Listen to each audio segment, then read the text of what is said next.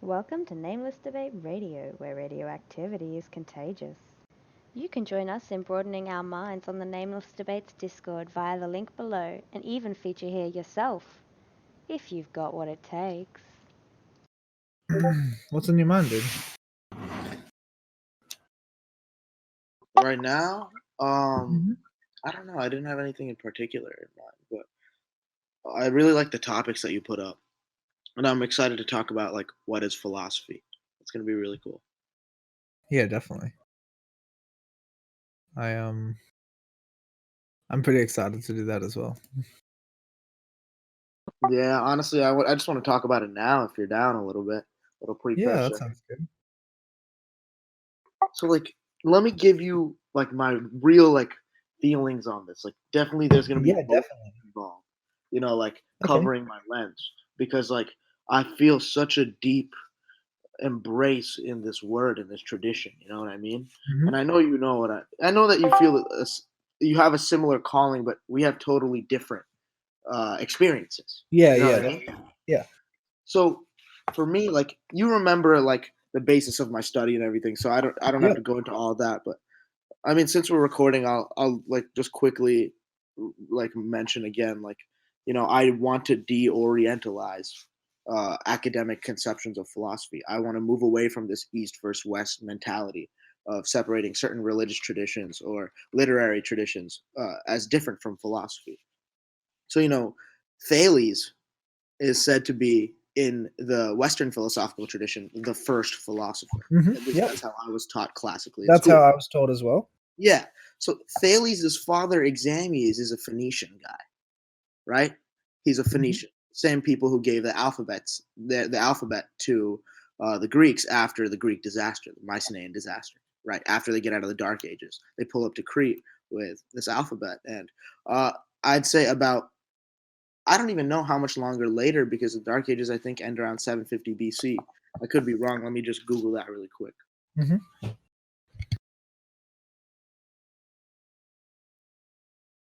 Yeah, they end. It says 800 BC. Okay, cool. So, Mhm. uh, Thales is around, I think, according to fragments, in what is it?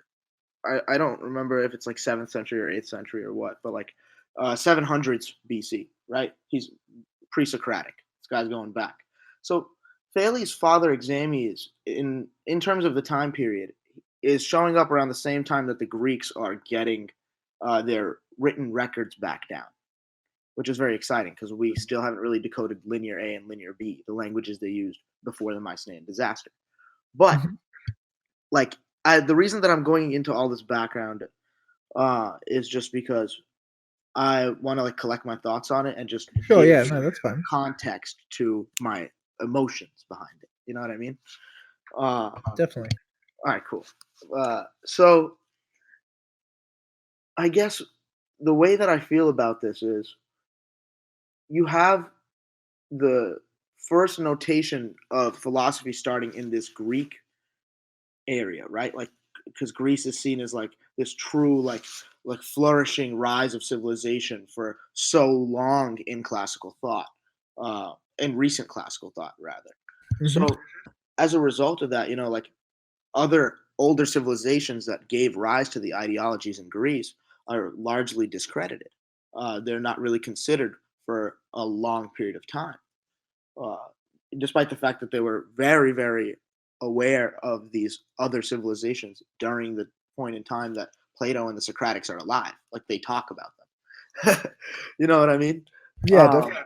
like Plato's whole. All right, whatever. I don't want to. I don't want to get too off topic. My point is, I don't accept that Thales is the first philosopher and it's the beginning of this whole tradition of what we consider to be like an analysis of thought and an interrogation of knowledge. But the Western tradition, if we do stick by this East West dichotomy, the classical definition of what is philosophy then becomes a very rigid definition if we go by Thales as the first philosopher, is what I'm thinking. It's a particular tradition that starts in Greece. It's not this Mhm. worldwide emanation of human thought anymore, you know? That Uh, makes sense. and if you want to think about it from that definition, I understand that. I can use that functionally. But in my heart, when I think of philosophy, I think of, my love for the Vedic literature that predates Thales by almost, at least in written form, almost 1,000 years.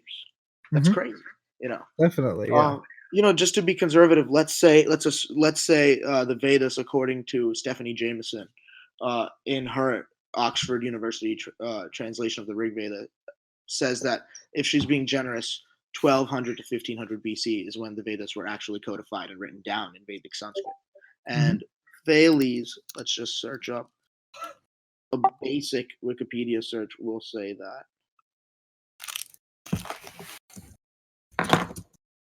he lived in 7th century BC. So, or is that 7th and 6th century BC. So, that's a good chunk of time in between. And I think that, of course, there's thought that even predates the Vedic literature that I don't know much about. If you think about the first authored poet, the Sumerian poet, I can't remember her name, Elduana. Hold on.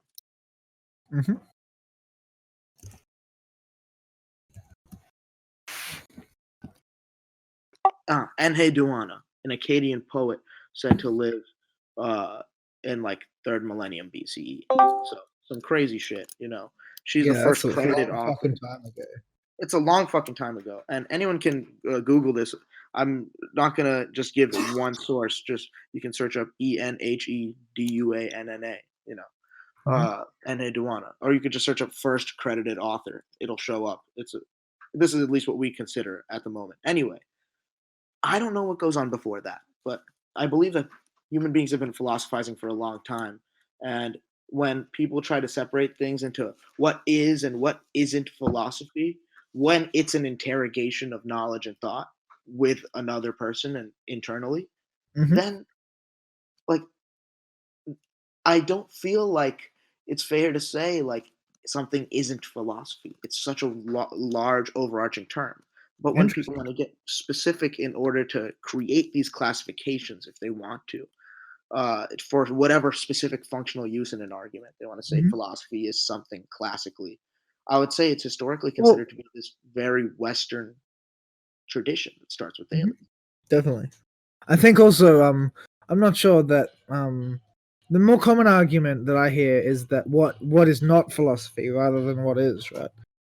Because I think the argument that you were making that sort of almost everything is philosophy if we take philosophy to be an interrogation of knowledge and of the self. But I think people recognize that, which is sort of like why one of the things we do, right, is we'll say, I don't know, like there's a precedent in modern academia, for instance, to distinguish between philosophy and ideology. What do you think of that?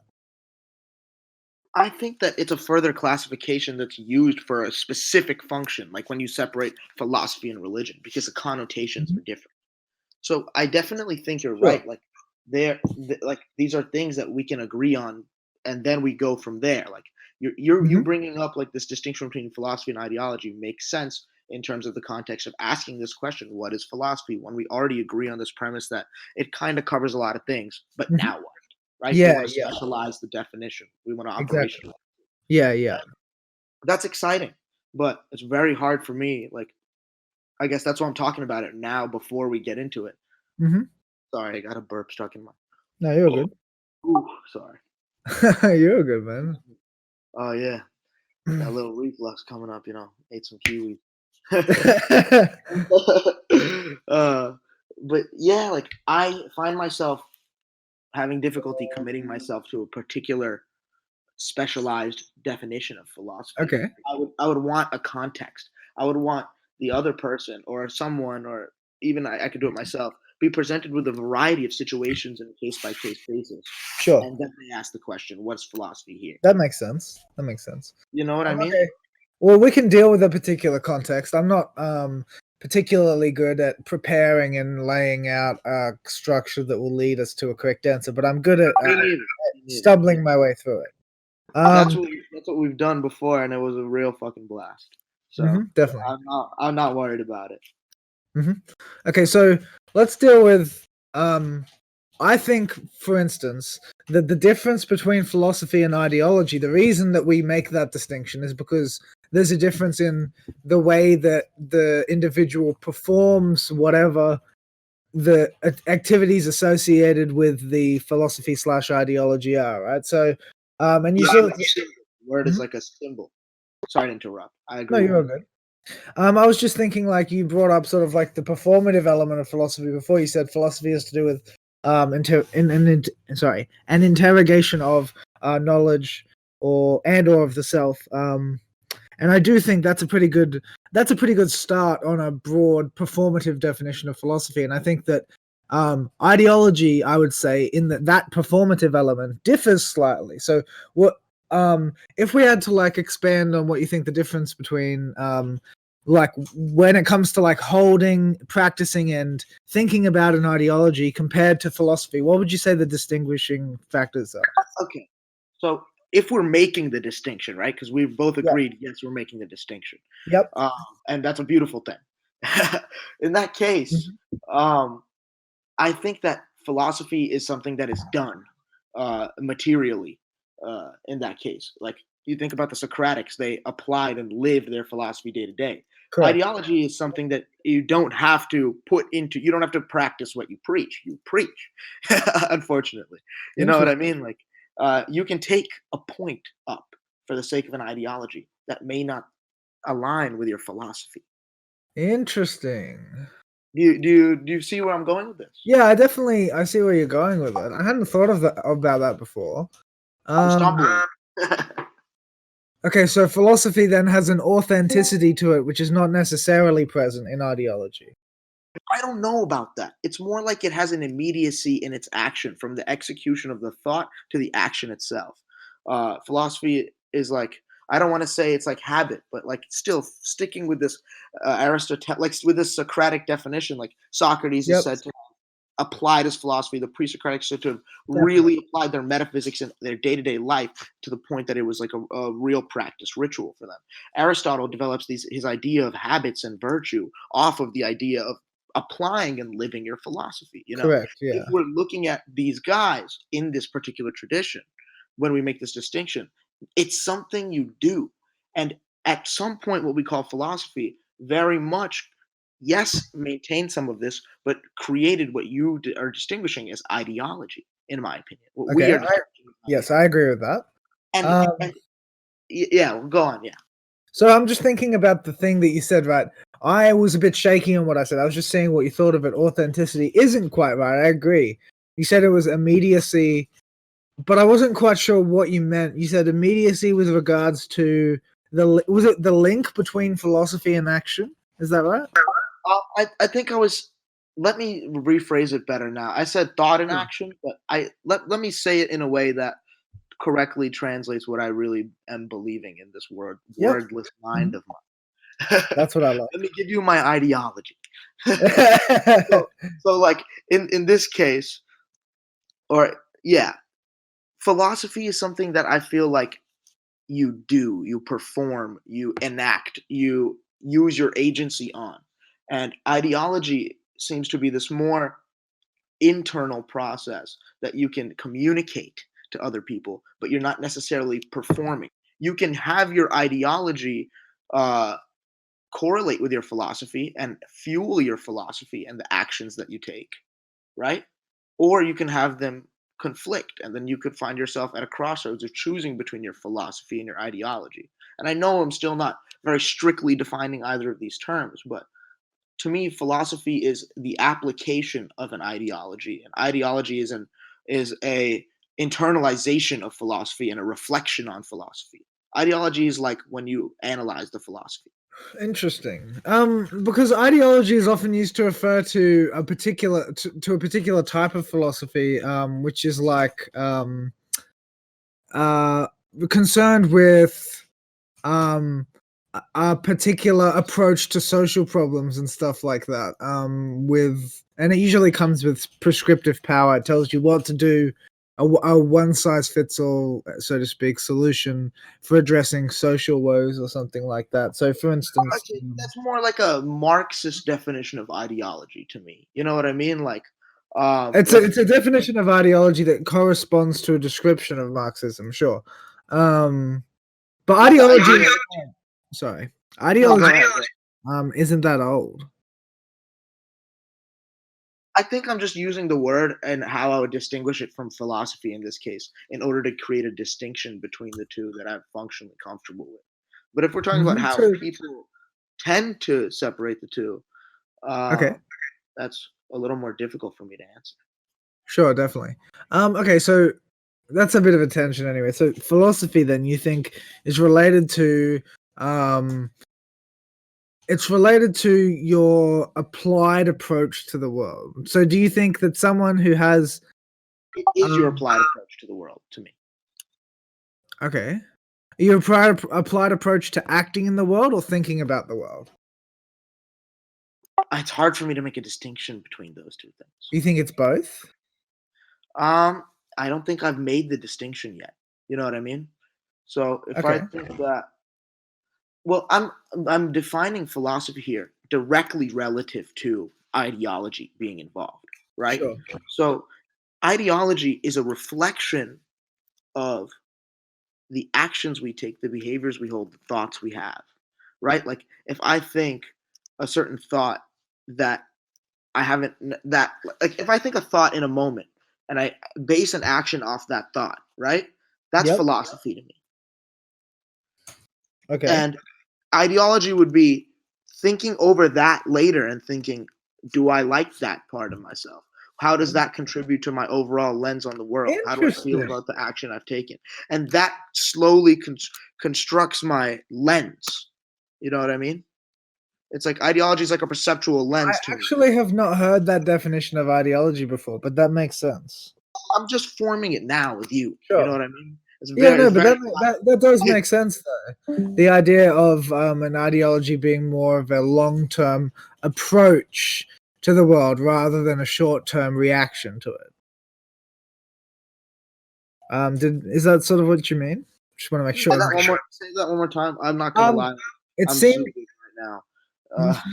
It seems like what you were saying was that ideology is something like a long-term approach to the world, rather than a short-term reaction to it. It's like a constant building of perceptual tools, and then the deploying of those tools is philosophy. Does that make sense? Like when even if I make a calculated move, it could still be based off my philosophy. It could still be a philosophical movement.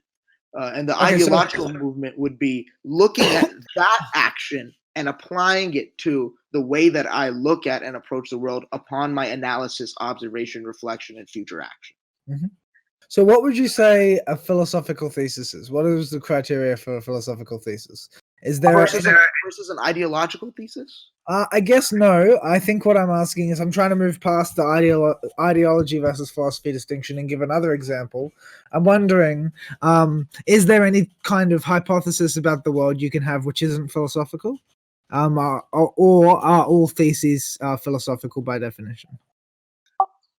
I think that when we use the word philosophical for a thesis, right, we're really applying this passion and love into the thesis. That's what we're saying. Like there's something here that isn't fitting a different classification on pursuit into knowledge. It's not fitting another epistemological approach, right? It may not necessarily have experiments and a control and an independent variable in the way like a biological research paper does. You're saying it's more like a free radical approach? Not necessarily. I feel like it kind of, what it does is all of our approaches and like into knowledge when we look at the different classifications for a thesis, right? Like a scientific thesis, etc. Hold this sort of tradition behind their approach to tackling that knowledge. Yes. Right?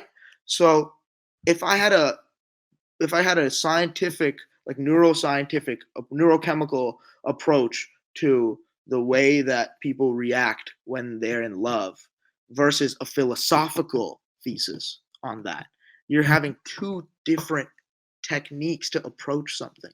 And though I see philosophy as a precursor to these other more A, you could think of it as developed, or B, you could think of it as more derivative techniques. Philosophy, when you use it in terms of like a category for study, is kind of like this foundation to me behind these other traditions, like of tackling and approaching knowledge in the way that we functionally use it. And Okay. that foundation can be zoomed in on, focused, and honed at the root, and then applied in other derivative forms. So when we focus on that root, I think of it as a philosophical thesis. Interesting. Okay. So now what you told me was what people generally denote, or maybe what you denote when you say that a thesis is philosophical, as opposed to any other type of thesis. And you gave a couple of other types, like a scientific thesis, for instance, or a scientific hypothesis. Or an artistic thesis. Sure. But I think I'm asking a more direct question about whether all theses are technically speaking philosophical because of their foundation in philosophy, or whether you think the derivation of the other forms of inquiry distinguish the thesis such that it doesn't count as a philosophical thesis anymore. Because we have to say that it doesn't just count as that, I think. And Okay, yeah, yeah. for functional speech, you're right, because then it becomes incredibly redundant, right? I talked to my so the chair of my department of philosophy at Emory is a guy named John Lysaker. He is an existentialist, I believe, and he's a really big Hegelian guy. So, you know, I've been studying Plotinus with Dr. Corrigan. Yep. And I've learned that a lot of the existentialists, including Hegel, are very influenced by the Neoplatonic tradition. They're both are monistic traditions. And, you know, Hegel has definitely been known to read Plotinus. This is something people can look up. I'm not going to pull something out right now, but you can check out Thomas Machiavelli's Shape of Ancient Thought for most of my like little cited comments. Anyway, Sure. I asked him, you know, isn't Hegel a Neoplatonist? He said, sure, he was influenced by Plotinus, and he probably wouldn't have had the ideas he did in this permutation without him. But to call him a Neoplatonist is unfair to the contributions that he's made as an existentialist. People would just see him as a footnote of Plotinus rather than his own standing idea. So, like, our concepts, when they become classified, can hold this kind of weight behind them. Sometimes they get reified and they freeze and they become these stagnant ideas instead of these dynamic, abstract entities that we dynamically add characteristics to. They gain some kind of connotation, right? So when a paper becomes something besides philosophy, it's like a Pokemon evolving. Think about it, but like, except like it's not necessarily getting stronger. It's focusing in on a specific, like if you have a Pokemon that can evolve in like two different ways, if you know what I'm talking about. I'm sorry for this example if anyone doesn't like it, but like I'm basically just thinking about it like it's a mutation, it's a change, it's like a new form, and it's a new form that has a precursor form but doesn't take away value from the precursor form because it's distinct. It's become different. Okay. That was an excellent and very comprehensive answer. Let me think. All right, so when I'm asking for a definition of philosophy, right? It sounds like you have all these pieces I agree with, right? I'm capable of making a summary of what I think the subject of philosophy and the study of philosophy constitutes as a whole. And it's not very long. What if I charged you with producing such a statement? Do you think you could? Not one I'd be confident in. You know, I could produce a statement based off what we've discussed right now, what I feel right now. Would you give it a go? But I can try. Yeah, I can try. I feel like I've tried. I feel like I've defined it already in a lot of ways. Sure, yeah, you have defined it, but not succinctly, if you know what I mean. You defined it roundaboutly in our examples. You definitely showed me that we agree, but I don't have a distillation. That's fair. So, in that case, I'd say, again, I have to look at philosophy from two ways. One, I never want to assume anyone already agrees with me on the idea that, yes, generally, philosophy is this, like I said earlier, interrogation of knowledge, interrogation of thought.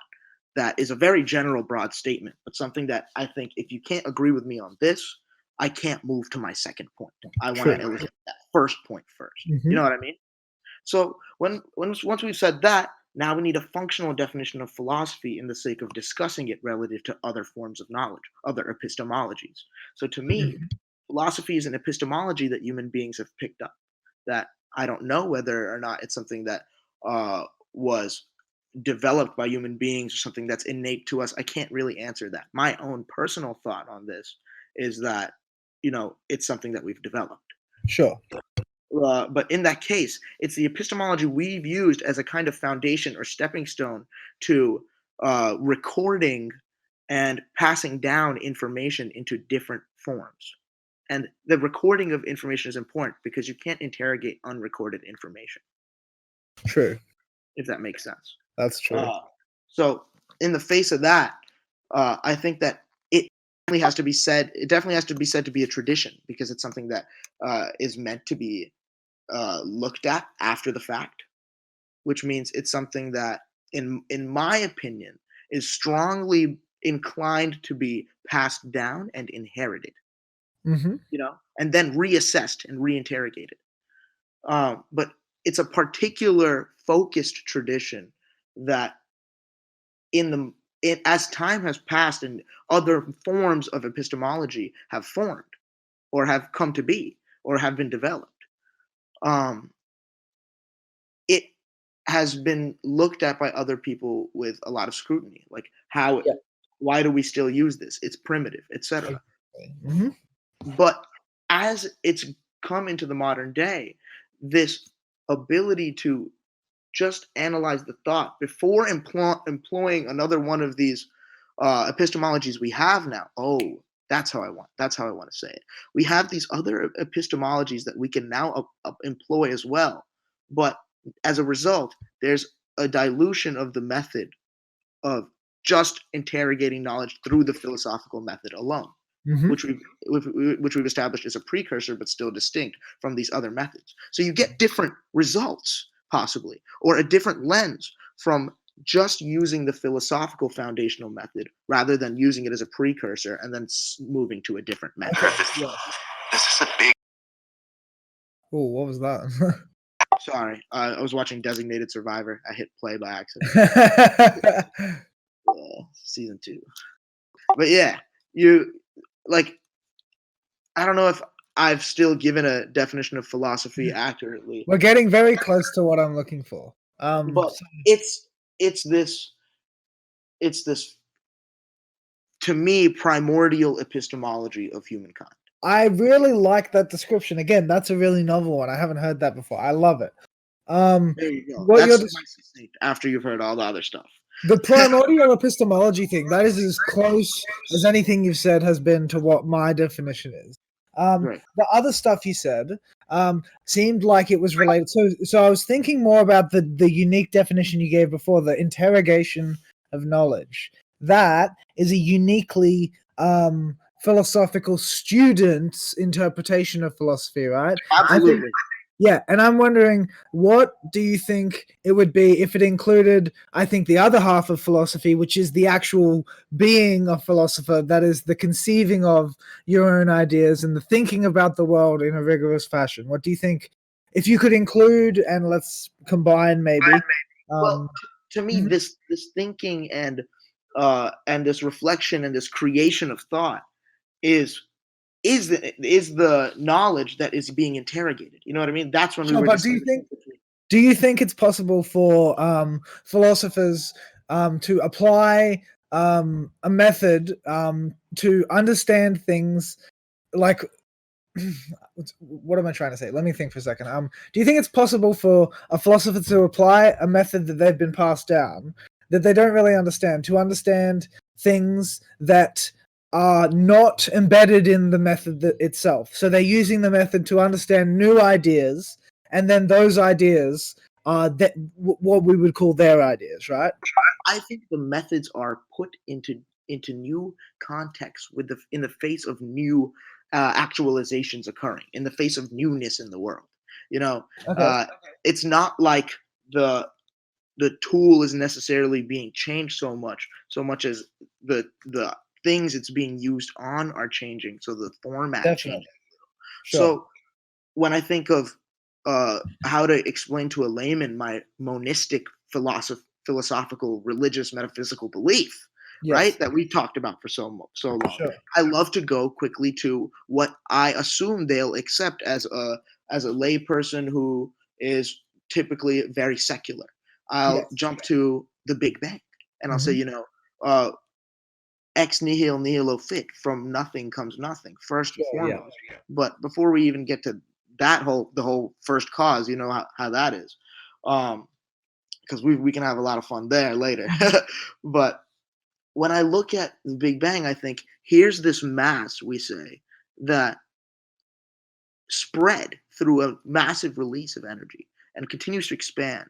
And all of the atoms involved in that mass compose the world around us now. They came together in specific patterns, in however manner, by accident, by design, whatever you believe. They actualized into different forms. Different elements were created. Different things were I mean, created. I think accident is an unfair dichotomy, but sure. Whatever you say. I was just giving two potential lenses. Sure, I didn't yeah. pose them as the only two options at all. I thought that was implied, but my apologies. That's my bad.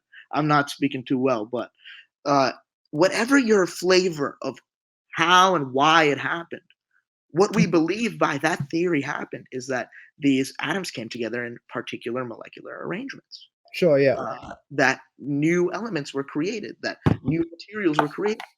As this happens, there's this whole actualization of different things.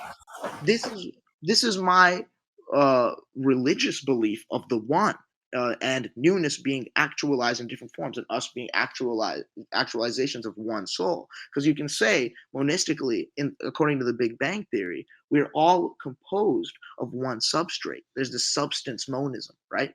Yeah, definitely. So in that case, I'm saying I'm using the same. I feel the same energy. I don't know how to put this in strictly logical terms, but I feel the same process happening in my head when I think about my religious beliefs and I think about the Big Bang theory now, because I have a particular philosophical lens I'm approaching both of them from. That makes sense. So that's how I feel philosophy works. It's very like synthesized. Okay, I do so believe I all agree knowledge with is created, but But yeah. I have a Yeah. question, and the question is, do you think it's possible for someone to sort of intuitively pick up the rules for proper thinking from the culture that they're embedded in without ever actually studying any philosophical texts, and then use them to come up with a new idea, right? So they're applying the rules, but the rules aren't learned from a tradition, right? And that Absolutely. Sure, and I think that would still count as philosophy, right? 100%. So what do you think that kind of, like if you had to include that kind of philosophy in your definition, because your definition centers around the approach, the method, right, being passed down, and the application of the method in new contexts. Well, to me, it feels like certain gears turn when you think from a certain lens. And I think that the words that we use to describe the philosophy, that particular tradition, is something that is synthesized, is created. But the particular gears are found, discovered, whether internally or externally. That makes sense. And, I'm Yes. happy that you've asked me this, because I didn't factor this in when I was thinking about this conversation, but that's such a central belief that I hold.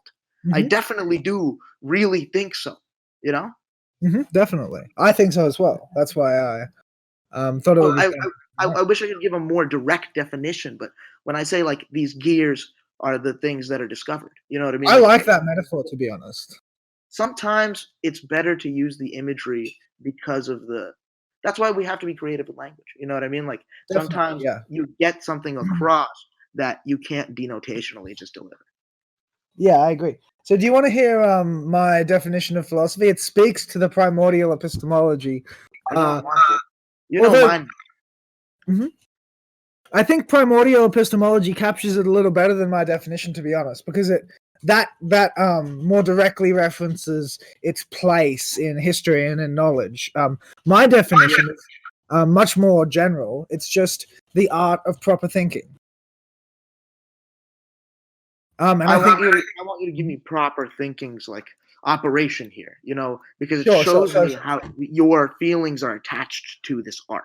So I need to learn more about how you see it as an art, why it's proper to you. When I say the art of proper thinking, what I mean is that thinking is just like, I'm creating sort of like an analogy. Thinking like art is something that everyone can do. It's very easy to create a piece of art, right?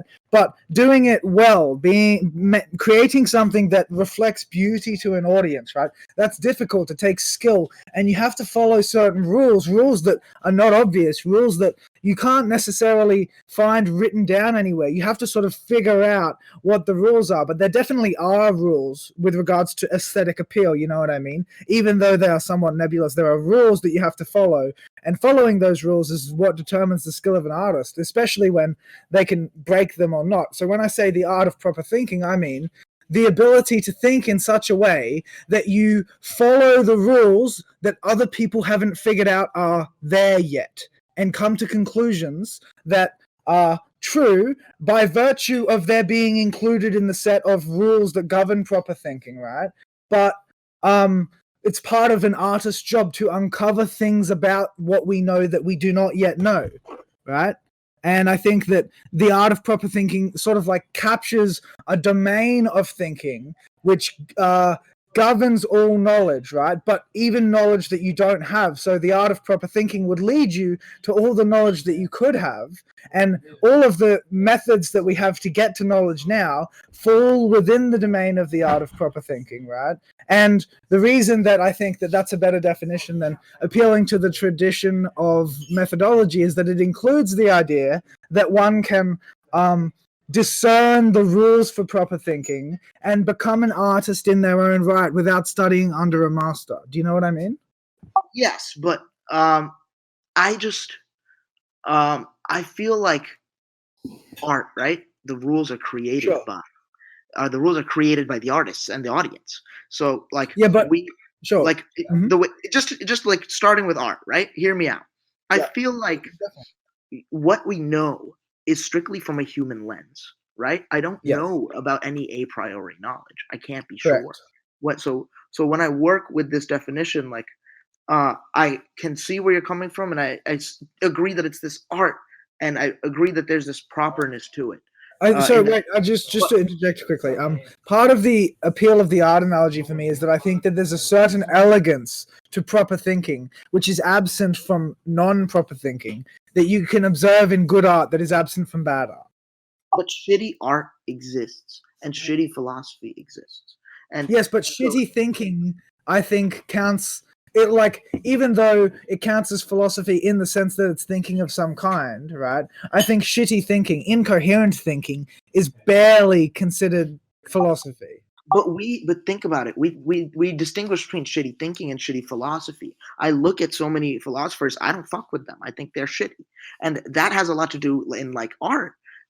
We can be art critics, and one man's trash is another man's treasure. It's still an intersubjective field of knowledge. What we decide is proper in this case is something that's up for debate still. No, but I think what I mean is that the conclusions are not what's proper, right? What is proper is the method, right? Rule.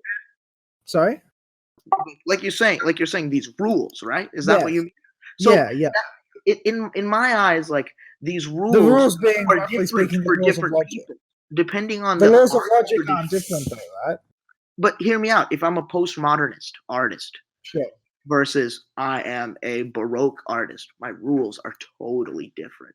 That's true. If I am an existentialist philosopher, or I'm like a pre-Socratic philosopher, let's say, yes, there's still different rules. Definitely, but I think that the actual rules for distinguishing good philosophy from bad philosophy aren't different, even if the individual artists are operating under a different set of rules. The overarching rules, the rules that determine whether the thought is elegant and coherent, those transcend the mere thinker's conception of them in the same way that the rules that determine whether a representation is beautiful don't fall to the context of the period in which the piece is designed or painted.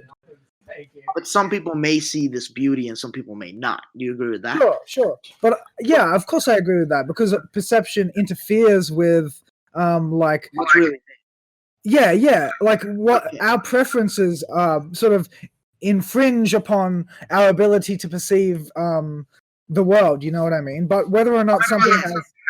I see people in traditions that are like thousands of years apart, countries, continents apart, and still I see certain things pop up in the same way. And because of my perception, those are the ones I pick up on. Those are the ones I see as true. To me, this falls a little bit more into the what is truth. Because no, but I think you know, like you have to agree on if the rules are already there and being revealed, and you also have to agree on what the rules are. You know what I mean? But I think you appealed to the idea that the rules are already there when you said the cogs thing, right? I think that's what that metaphor gets at. That the I think there's so many. I think that there's like, in that case, like the amount of rules is insane, and a lot of them conflict. You know what I mean? In that case, like we can like there could be this one set of rules, but I'm using rules 2, 3, and 6, and you're using rules 1, 4, and 8. So which rules you think are important can be somewhat subjectively arbitrated, right? But the fact that there are objective elements to something like aesthetic appeal, like proportion, right? I still feel like they're intersubjective. You know, like because even when we look at like our existence. And okay, but wait a minute. So, for instance, something following the golden ratio, it doesn't make a lot of sense to say something following the golden ratio being appealing is just intersubjective when you consider that the golden ratio is distributed throughout the universe. But here's the thing. The golden ratio is something created as a pattern we see based off measurements that we have in a system that we've created, a measurement system. Sure, but assuming that the measurements are representative, the pattern's actually there, so there's an objective... I think they're functionally effective. It doesn't give them an a priori truth to me. Well, I personally think that they're grounded, that they have to be grounded. Holy ouch. Yeah, thanks. Tell me to mute next time because the sound is deafening. Yeah, I think they're grounded. I think if they weren't grounded, then they wouldn't correspond to truth. It doesn't make a lot of sense to me to say that we can have laws of logic and laws that dictate what goes on in the world, and have them in a sense that they're not actually objective. When we appeal to they've changed over the course of the existence of logic. There's so many different kinds of like forms of logic that are used. You know what I mean? There's different systems of logic, but when I say logic, I don't actually refer to different systems. I mean more like consistent relationships, right? I think that the fundamental laws of logic, classical logic, I think those delineate the rules for consistency. And I think that when you say, for instance, that you pay attention to truths that arise with no apparent connection, what you're identifying is that a conception that has consistency that is inexplicable has some connection to what's true, and then you're relating consistency with truth. Yeah, so what I'm saying is, like, when I think about, since I think that we definitely are, like I said, like we are getting into what is truth as well when we talk about it. Definitely. That's exciting. So for me, truth, there's the classic capital T, lowercase t truth. Like, of course, yes. For me, the capital T is intertwined with my metaphysics on the world. Like, to me, it's a divine relation. Mm-hmm. You know what I mean? Like, to me, like the capital. So, like, the capital T truth to me is something that is experienceable but utterly incomprehensible to a human being. It's not something we'd be able to quantify necessarily. Sure. Our measurements wouldn't cut it. And So- and that's something that I feel, right? It's not But- something that I But my conception of capital T differs only slightly to yours, because that's true. although I don't think it's divine, I do think it's transcendent, and the distinction between the two terms is pretty slight, you know. Yeah, totally. I agree with that. I think that they really, that appeals to the line of reasoning you like, which is the tradition one. I think transcendent and divine are parallel conceptions in different traditions. Yeah, absolutely. And they don't have to have. They can be on the same line. You know what I mean? They could have the same line from whatever the formula. I don't fucking remember. But wow, not enough math knowledge for this analogy anymore. But anyway, yeah, I only know basic math and then really complex philosophy of math shit, thanks to friends I eavesdropped on. But anyway, and that's not even very reliable in that case. But when I think about the difference in our definitions, I just think of the fact that you hold that there is this measurement system that we have that can eventually tackle and succeed in comprehending this capital T truth. And please correct me if I'm wrong, but I just don't feel like that's possible for the capital T truth. When I think of the lowercase t truth, I think of functional knowledge, things that we use in order to live our lives and continue that will to power, continue to grow, develop, diversify, progress, etc., to whatever our goals or ends may be, collectively and individually. I think that's the truth that we talk about on a more day-to-day basis. That's the truth. But I think that the truth that we talk about on a more day-to-day basis is relies on a presupposition of the capital T truth, and I think that elaborating upon the presupposition and making that presupposition into a coherent metaphysic is ultimately very beneficial to anyone who's trying to integrate their knowledge. It's true. It helps bridge the gap between the capital T and the lowercase t. I think that's definitely true, but I don't think the gap is fully bridgeable. I still think these measurement systems are something we synthesize, something that we created in order to tackle and get closer to this. And I feel like we've made these wonderful strides, but that's from the human lens alone. It's presumably, though, you think that the systems that allow us to make strides have correspondence with the way things actually are. Otherwise, what permits strides? Well, I don't believe in causation because I don't believe in the proof of the first. I don't believe in the first cause. So you don't believe in a formal cause. I don't believe in a first cause. No, even though you believe in God. Well, I believe in atemporal, acausal. Oh, sure, but the first cause isn't. No, but the first cause isn't the type of cause that we mean. The first cause is a formal cause. The first cause is the causeless cause, right? The uncaused. Yeah. So that doesn't logically hold up, right? That cause. I'm not so sure. I think what we mean when we say that is not be caught in infinite recursion as a result. No, but the thing is that what if we say instead of causeless cause, right? What if we say non-contingent foundation? They're very similar, right? But I think that avoids. I just think of it as in a sense of there isn't a progression happening from A to B in the capital T truth. It's an atemporal. One. No, but the thing is, can you understand? A formal cause is very similar to a principle of sufficient reason. Do you know what I mean by that? Why do you think that it's similar in this context? Well, because a formal cause is a cause based on identity, right? And a principle of sufficient reason, right? If we have a principle.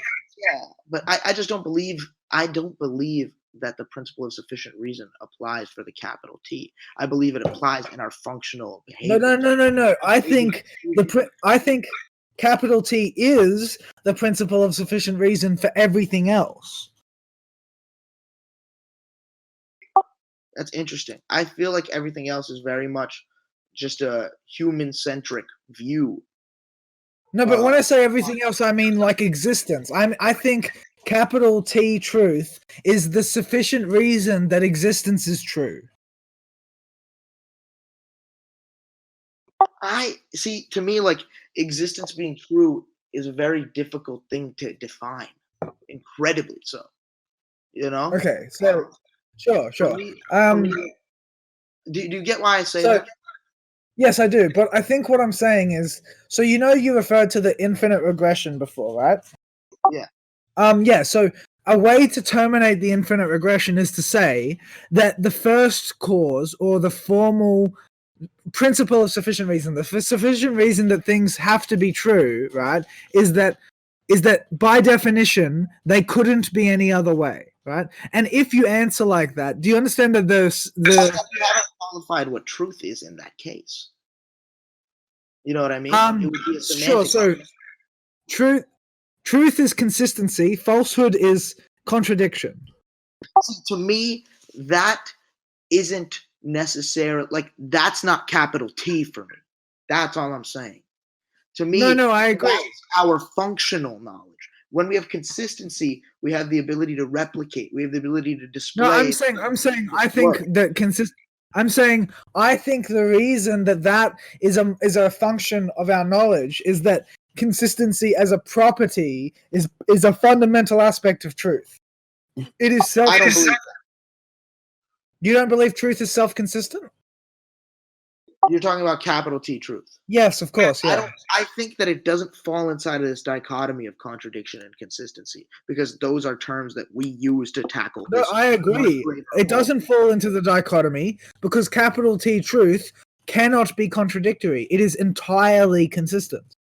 But what I'm trying to say is, as soon as you have the introduction of the idea or attribute of consistency, you automatically have the dichotomy because there's the alternative of contradictory. When we have this formal definition of consistency in logic, right? There's only. No, but here's what I mean. No, listen to me. Like, if we're talking about existence or ontology, right?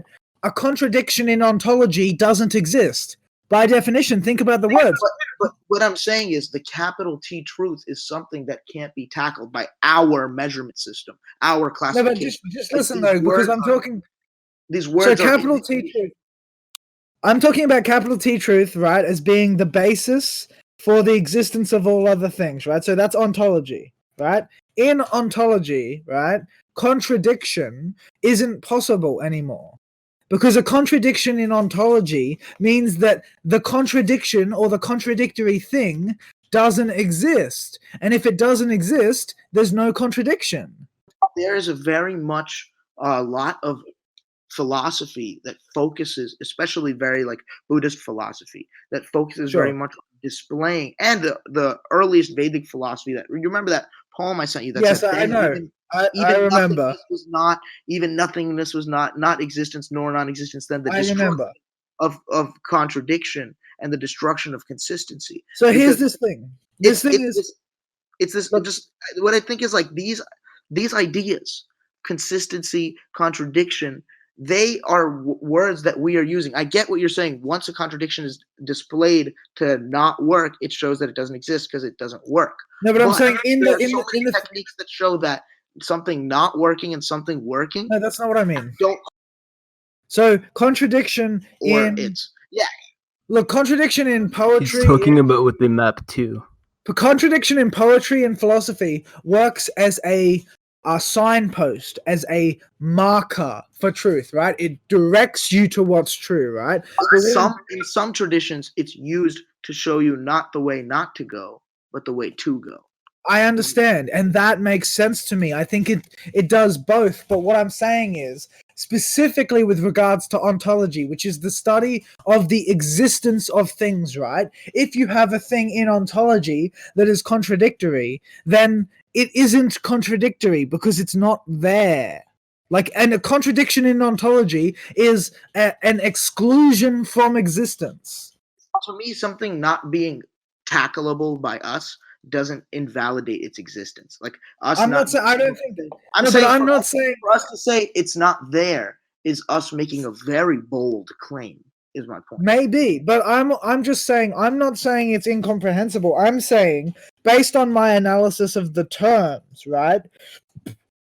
The field denotes the study of existence, and a contradiction with existence is by definition non-existence. That's just analysis.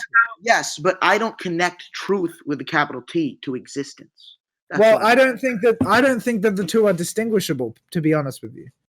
that's where you and I are distinguishable, my friend.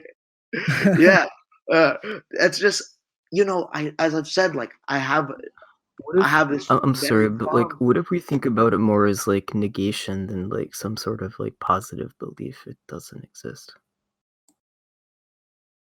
What do you mean? Sorry. So negation opposed to like the belief that it's false.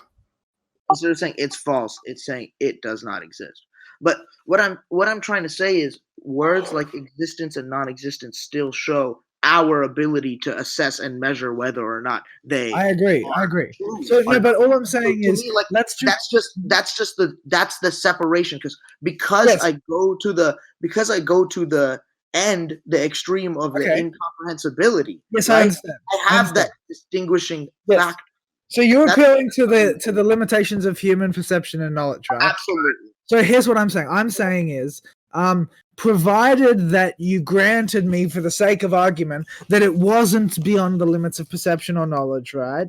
Analytically, do you have an objection to what I said, which is that by definition, if we're talking about ontology, to contradict in ontology is to not contradict because it is to not exist.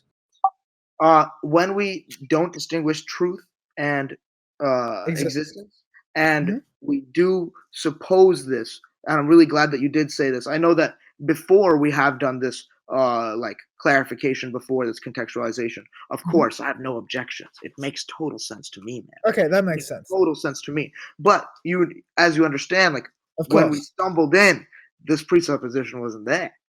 Yeah, of You know course. what I mean? But yeah, in the face of this, oh yeah, man, it makes total sense to me. Okay.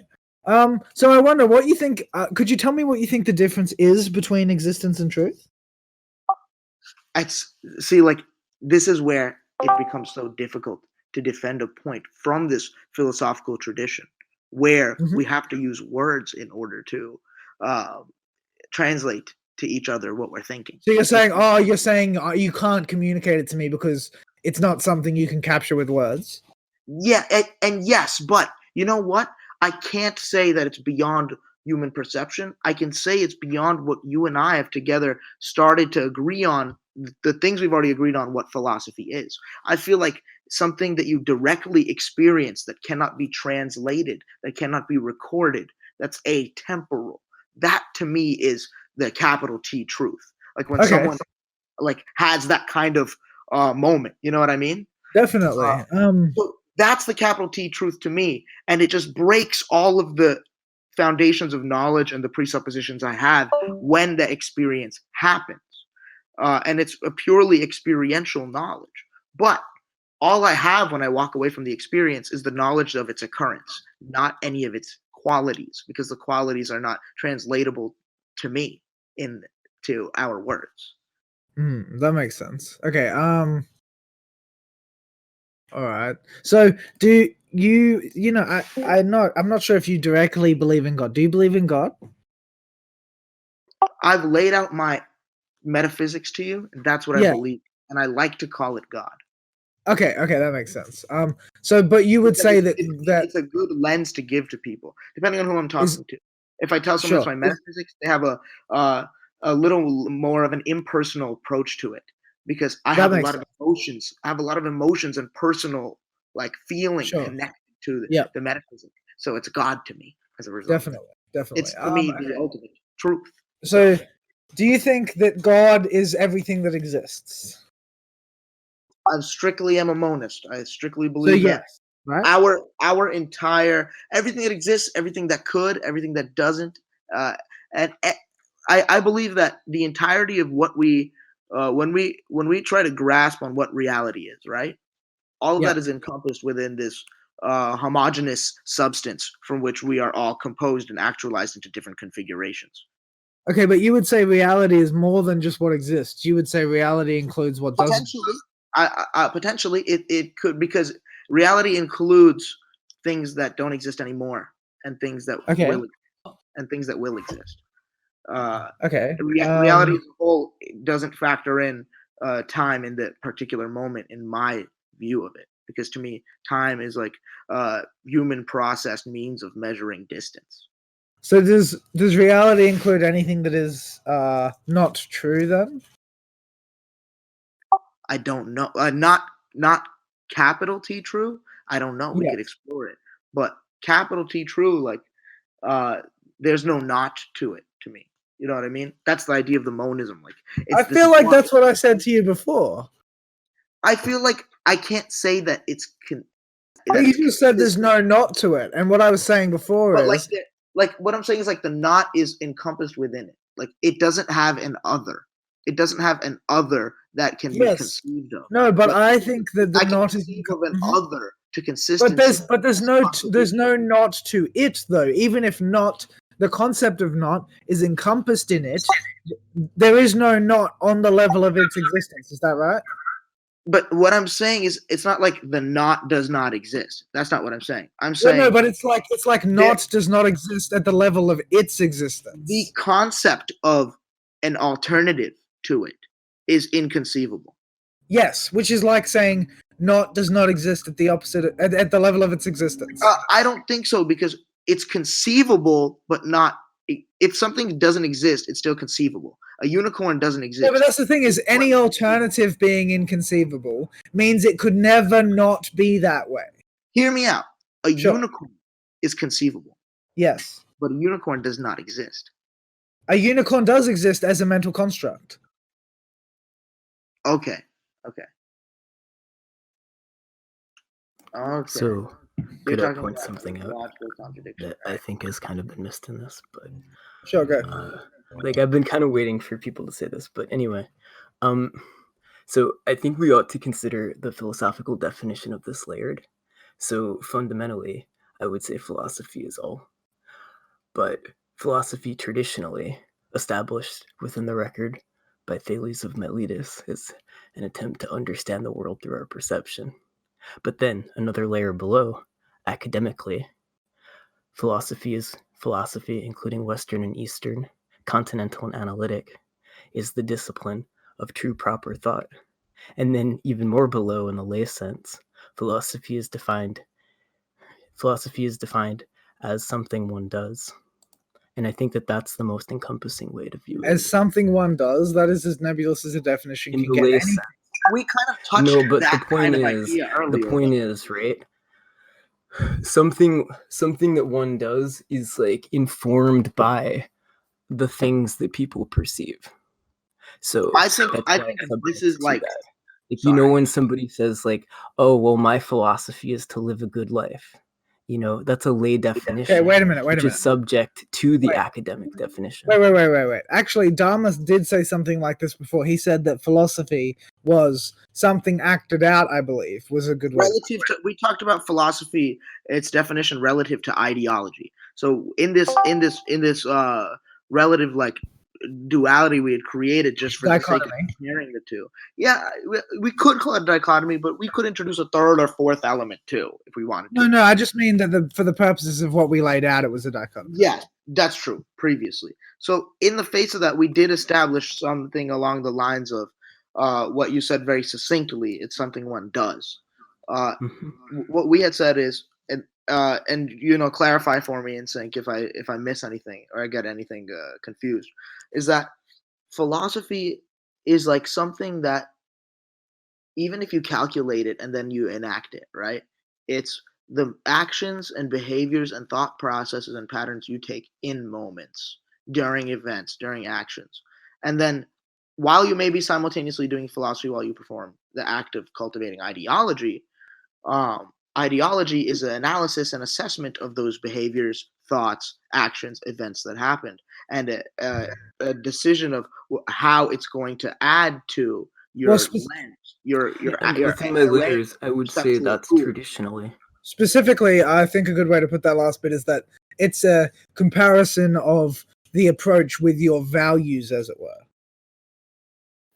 and change in your values as a result of the approach, whether it be accepting the approach, rejecting the approach, etc. Yeah, I would say it's within value theory.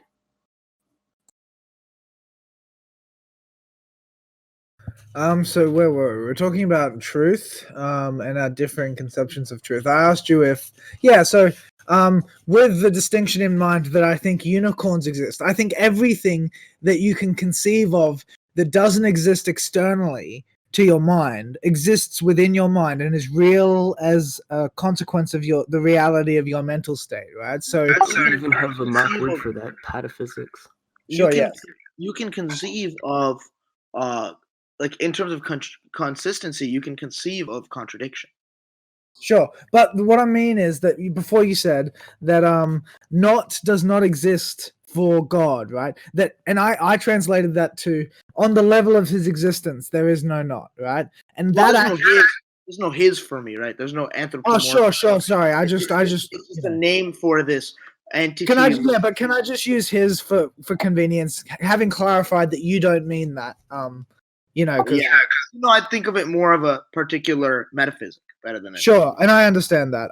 And that's what makes it sound very similar to my own view, right? Because you reject anything anthropomorphic, and you're talking about like the ground of being, and you actually said something that is foundational to my opinion about metaphysics, which is that there is like for your metaphysic there is no not, even though not exists within. At the level of your metaphysics, there is no not. There's no conceivable alternative. Isn't that what you said? Because everything is already accounted for. Yes, that's exactly what I think. And that's where our kind of religiosity comes in here, and without the stigma of that word, this is where our belief factors in this beautiful way. I just want to say that it's a wonderful thing. Mm-hmm. Yeah, I think something very similar. I think that on the level of ontology, like I said, there is no contradiction. I mean the same thing that you do, which is that when it comes to the metaphysics, even though it contains contradiction, there is no contradiction at the level of metaphysics because every alternative is accounted for. And the reason that I think my metaphysical theory is true, and this is the argument that I make, is that any alternative is incoherent or illogical. For me, that's the thing. Like, because I'm so strict in my verbiage of logic being secondary to this. Okay, so group. but see, maybe secondary to. I think I just I misspoke. What I meant was structurally impossible. Because makes sense. So yeah. So the only reason I hesitate to completely align our views, right, is because of that little minor piece, that presupposition of me using logic, that presupposition we talked about of like perceptual. Sure, that makes sense. So like to me, experienceability and comprehensibility are not the same thing. Okay, that makes sense. But don't you think that's awesome that you say that? Wow, I love you. Wow. Don't you think that experienceability could, with proper reflection, lead to comprehensibility, even if it hasn't occurred before? I am not convinced one way or another on that. I'll say that's okay with me. I'm happy with that. I believe it's my personal experience that the experiences that I love it is that you can actually translate the experience of the transcendent into an elaboration of it. Like the way that I came to understand the world is that I did a lot of psychedelics when I was trying to understand it. So I had a lot of I had a lot of experiences of that atemporal, non-self-identifying cognition. It's very strange, and I used those experiences to sort of articulate my worldview. And my experience is that you can actually translate experiences of the transcendent into a comprehensible description of it, even though I recognize and I admit that historically it has appeared impossible. No one's done it before.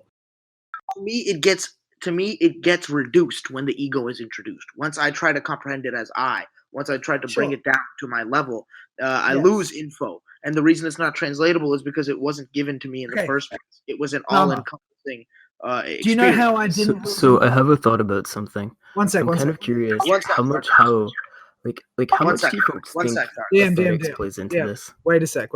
Do you know how I didn't lose info? The way I didn't lose info is instead of just working on the idea by myself when I was on psychedelics, I have a friend, Nano Scholar. He and I spent dozens and dozens of hours going over the idea while on psychedelics and while off it, so that we made sure that all of the details were accounted for in both states. I don't believe in our ability to do that perfectly.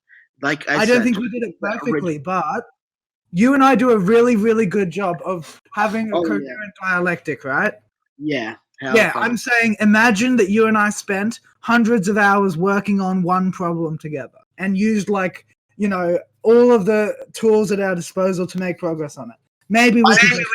I think solving the problem is not the same as understanding how you solve the problem. Maybe, but don't you think you can use one to do the other? Potentially, yeah. So you know what? In that case, I can't say that it's totally impossible, but I also can't.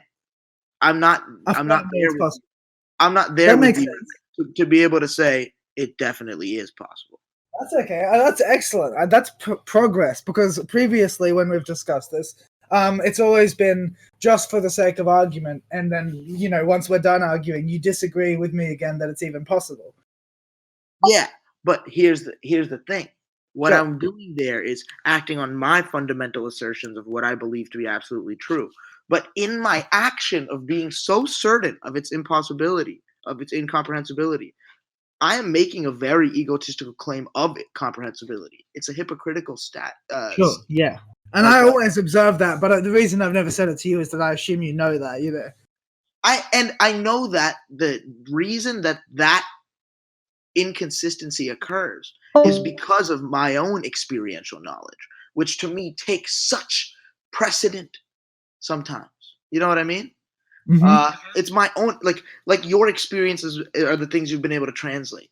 For me, my experiences, the knowledge I gained from them was their enjoyability, experienceability, but not their comprehensibility. And I had found like a total comfort and okayness in that. And in the face of that, I feel now comfortable saying there's no reason not to explore because of its incomprehensible. Exactly. And what are that's we what doing I really, anyway? What are we doing anyway? We are just grasping anyway. That's what we're doing right now.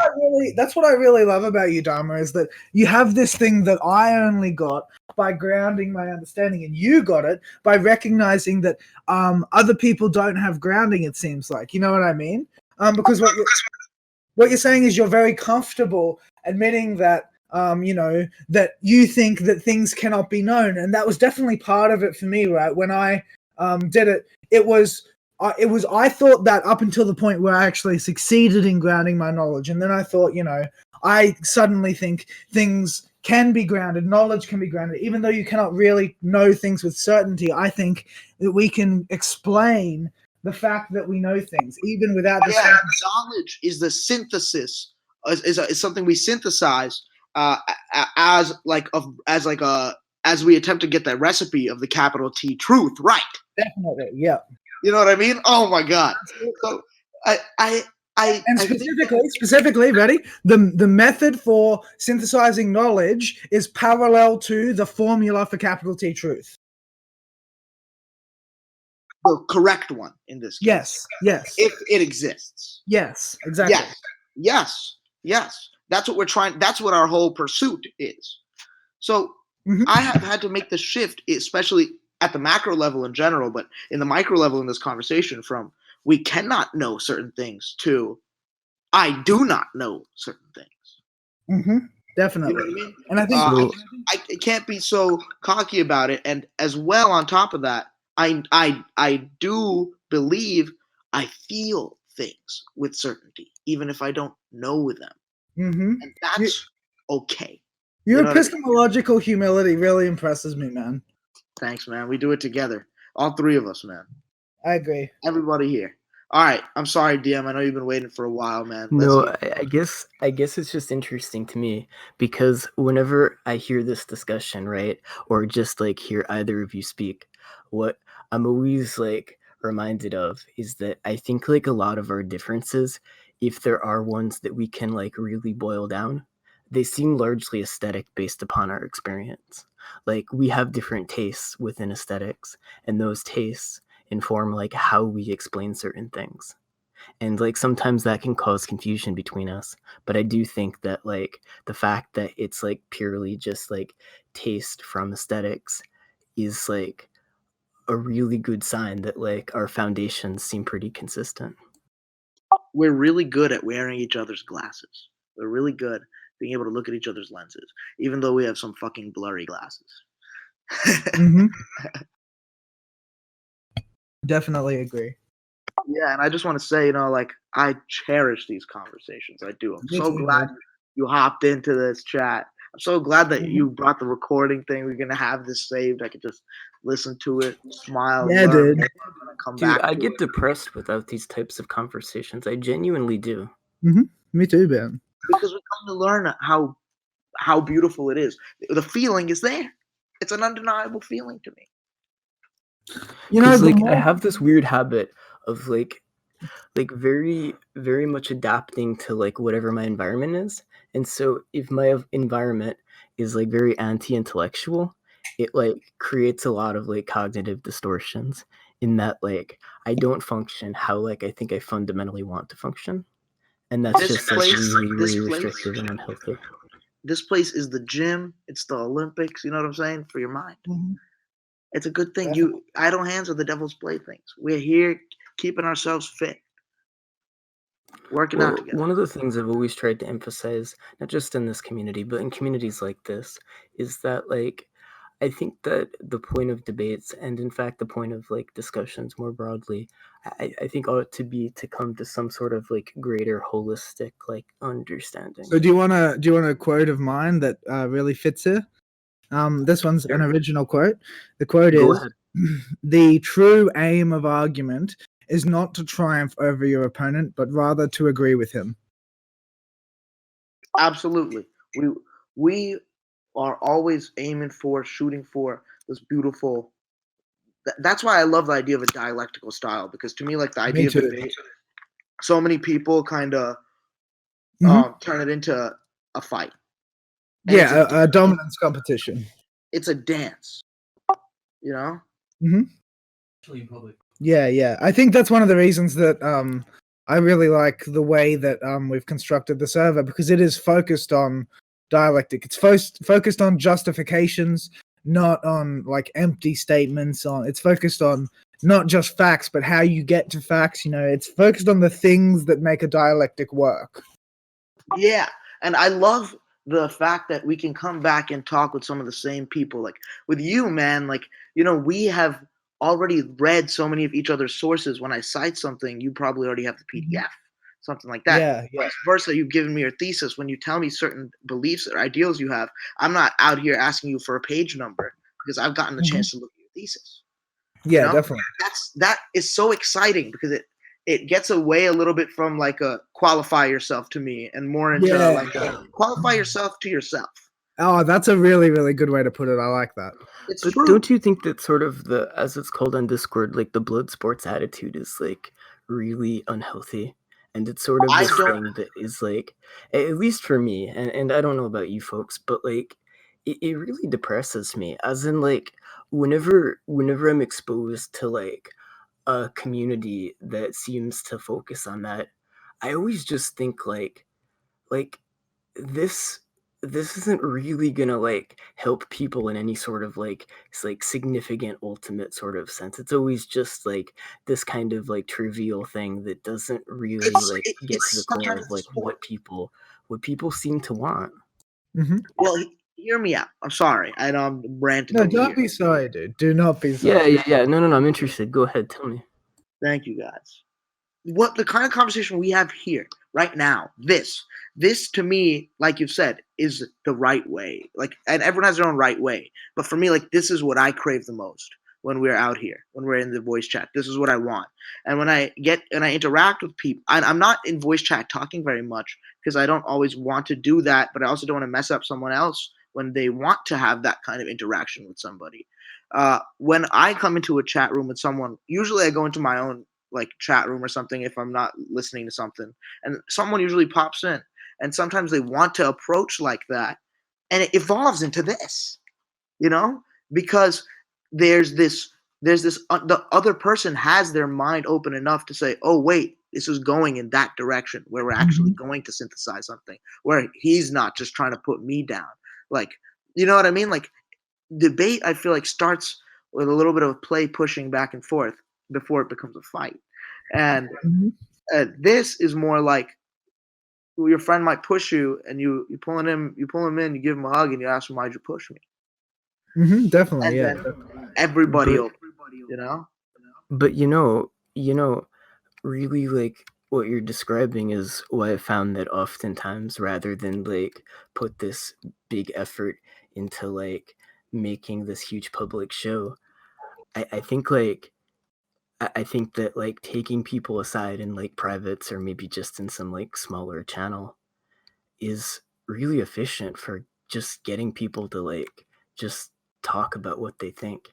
And if you can get people to do that, I think you can better address like what they think without all the social pressure of like, what if what if like they don't say the right thing in this exact moment, or so on. It's so much more it's so much more like holistic and grand. I have But doing much like this in respect public, for that sort of approach. doing this like this, right? When the way we're doing it, without letting the public or anyone else get in the way of this pure feeling we want to create together, share together, that's really helpful to the public, I think. Doing Definitely. this recording, putting it up, it's great. Now, when people have these public, like debates, like when it's like a tournament or something of the sort, why does this channel, like, I'm not speaking on behalf of Instinct or anything, but my own eyes, like, why does Even this worse, a have political televised debate. why does it have stuff like ranking? Like, because at the end of the day, you can have the dialectic to synthesize information. The debate could turn into that. But the debate's also entertainment. And if you are performing it in a way where it's not detracting from your dialectical approach, it can be a lot of fun. That's it, man. Yeah. And personally, I definitely have a little bit of ego, as you know, when it comes to how we pride ourselves. The human suffering there. Don't we all, though? Yeah, exactly. Yeah, No, like we're all pretty prideful here. yeah, just the amount we would be, right? Our humble pride. But Well, I think it sort that, of comes with the education as well, it's true. But we constantly check ourselves. We pride ourselves on our ability to hold ourselves accountable. That's so important. And we're not doing it for anyone else. You know what I mean?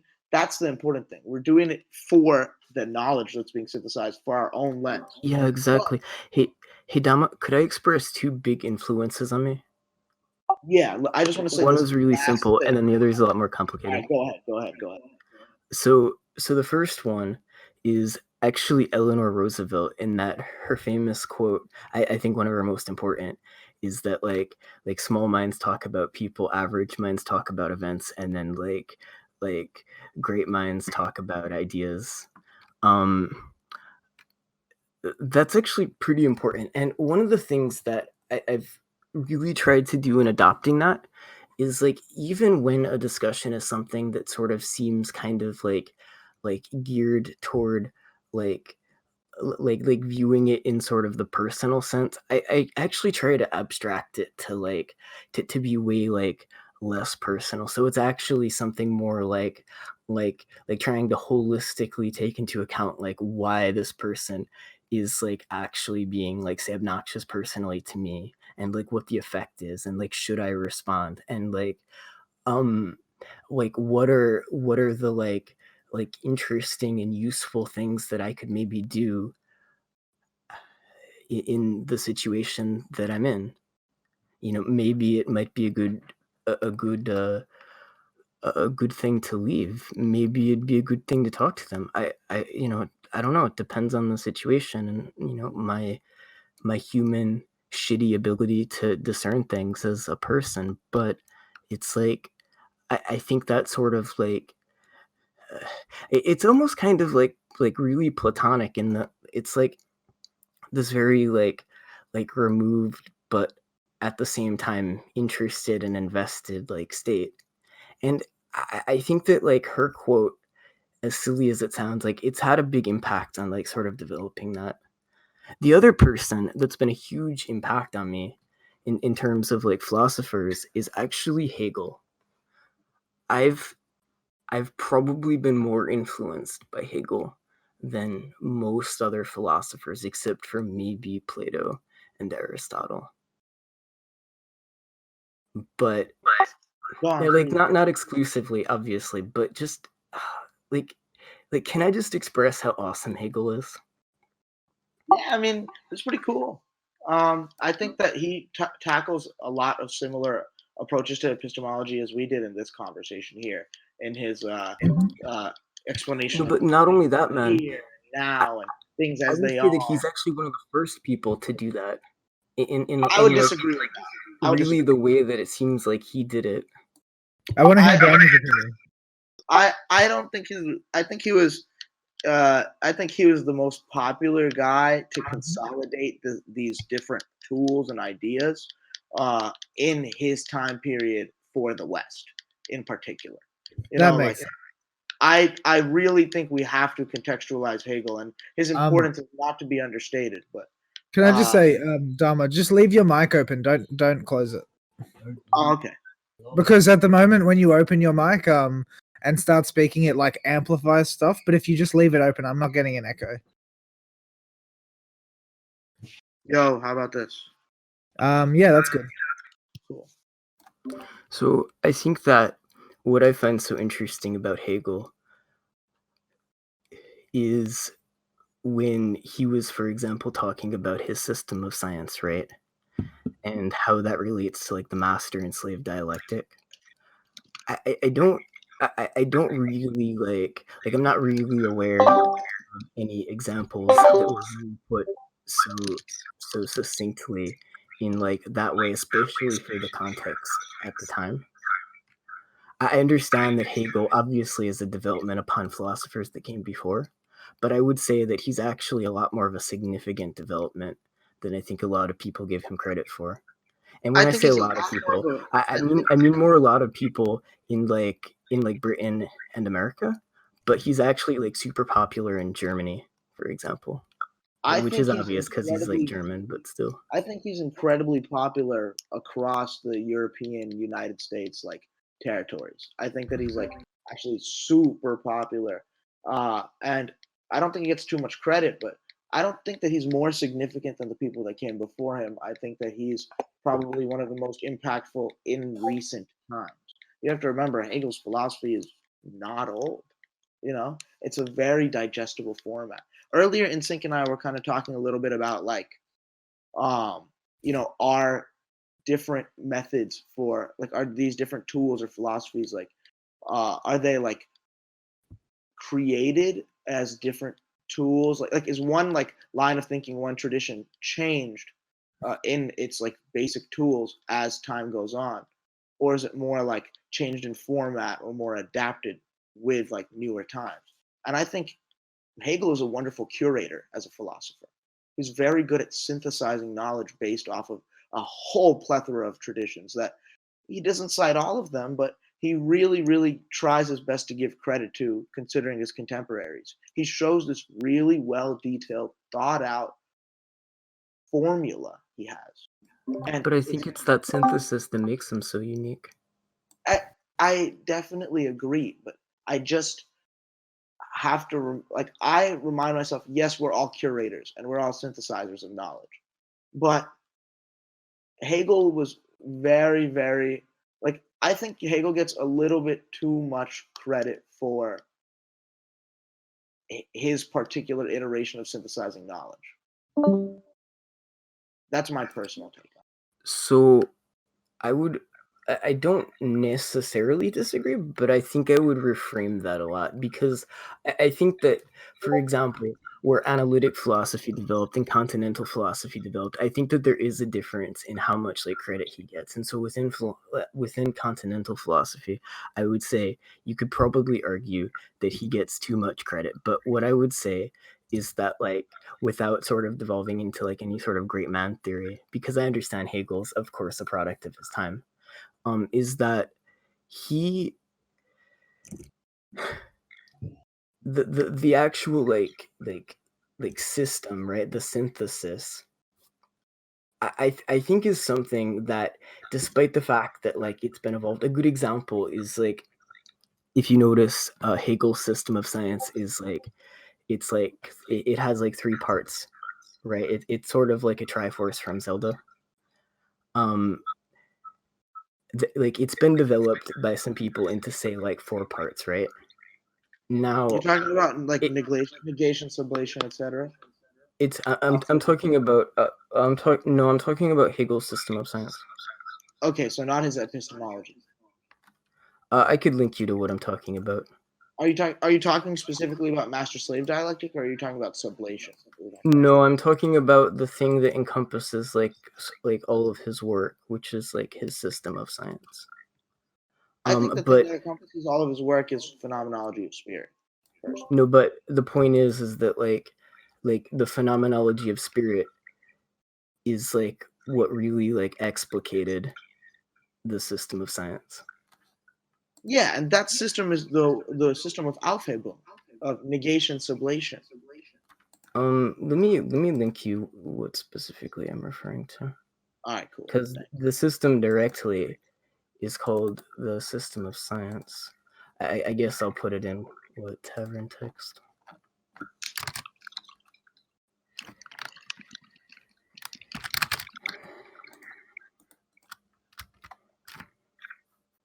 All I'm saying, right, is like I don't want to like I don't want to like mistakenly go into great man theory, but I just want to say that like I think that comparatively so he's a lot more important than like a lot of I think this is like philosophers super. are given credit for. I think this is like a super like weird diagram, and I think it's better if you just literally use his source text to look at it. I wouldn't rely on it. Like I wouldn't rely on a secondary text. You know, like also, I just want to point out I think when we should look directly at it. Like in the phenomenology of spirit, when they say spirit, what they mean is mind. I disagree. Back then, there really The word wasn't is a Geist. distinction. The word in German is Geist. To translate it into English as either spirit or mind is reductionist regardless. But it's very much more connected to this idea of a heart, mind, or a soul. It's very Neoplatonic in that sense, in my opinion. Geist is the individual soul compared to the world soul. But the point is like continentally, there really wasn't that distinction. Hey, But could you that's because of an error in translation. They were shitty translators. ignore the first thing I said about your mic? You should just change it back. Okay. Yeah, I mean, I can agree with that, but I also think like with the original German, a lot of things, like you say, you know, are hard to translate. It's sort of like in Japanese how there's a lot of things you could translate with like an L or an R. You will always lose some info in translation. Just like you lose some info. Yeah, that's my opinion. I think in translation you'll always lose some info and add a new connotation, add some new lens to it. Yeah, I also though try to consider like is the new thing added pertinent? You know. Okay, so the cognate for Geist in English is ghost. Think about it like that. There's so many different ways we can look at it. Yeah, it doesn't have a precise connotation is sort of the like the sort of supernatural. I feel like it's like supernatural kind of. I feel like for him it's substrate, but that's because I have this monistic lens, right? And I look at Hegel is a monist, but not in the same way I am. he, I think, aligns a lot more with Instinct's view in the belief that, yes, it's a completely knowable, tackleable whole. When he looks at things as it is versus how it appears to the observer, and the ability to eventually, so like, the way that his sublation works is you look at something as it is, the way it appears to the observer, right? And he goes through different patterns of knowledge to see which one works. He looks at sense certainty. He decides that sense certainty doesn't work because instead of actually being immediate, authentic, and consistent, it's contradictory, delayed, and deniable because you don't always, it doesn't always have This is why I've tried to it push doesn't always Hegel have on like Instinct. it I doesn't think always have Instinct would eat Hegel up. I think so too, because it doesn't have repeated outcome is what I mean. And when he goes into what a thing, when he says, okay, when you distinguish the difference between a thing as it is and a thing as it appears to you, when you gain some kind of knowledge that shows that it didn't work, that pattern of knowledge, you negate that information and then sublate what you've learned from the negation into your next pattern of knowledge until you eventually get that perfect pattern of knowledge, right? He creates this process for finding an ideal pattern of knowledge as he goes through it in the phenomenology of spirit. And what I see is he ultimately decides, once you destroy that gap between a thing as it is and as it appears to itself, you come to realize two things. One, the only knowledge attainable in his eyes, like the only thing that we can consider knowledge, is self-knowledge, even if it's created through the other. It's still a self-knowledge that's synthesized. And he believes, yes, knowledge is synthesized, something synthesized by the self, even if it's something that was inherently true and there. The knowledge is not the same thing as the truth. The knowledge is the graspability of the truth. So therefore, you would only have self-knowledge, synthesized knowledge. You have to be able to grasp it. Only you, it has to be grasped, and only you can grasp it. This actually goes to a point, this actually goes to a point that I was going to make earlier, which is that I think the way we approach this, like in the broadest sense, is just like from like what we are, like whatever we are, we approach it from that. Yeah, and so like we intake stuff that is, it's kind of like perception as like a filter, right? Because so you have phenomena, and then the phenomena goes through the filter, and like it's all phenomena, but it's like it's like the output of that. It's a good metaphor. It's a good metaphor. Like the output of that, I think is probably like the best we can do. At least it seems to me. And I don't think so. Look where you are and where I am, our lenses, where you are, where I am. As we approach something, a common symbol for something that we're grasping towards, we get closer to each other. And I agree with that. A lot of the time, we don't get to the same spot. We get really close, and sometimes we decide to just call it the same name because it's the damn closest way to explain it. But sometimes, it's like useful. But I think that wait, he wasn't done, DM. I think sometimes we get there.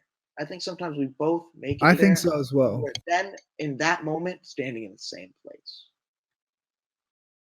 because we approach the same thing. I actually completely agree with you. Yeah, but my point was that like we're still in like that sort of collective experience is still like it's still perception. I agree, the state of perceiving, but like still that. Perception is one of those funky wonky words we can play around with until we give a strict definition to it for what we're talking about right now. Well, I'm using it in sort of the like analogous way that I described it, and so my point is that like what you said didn't seem to be in contradiction with what I was saying. I'd agree with that.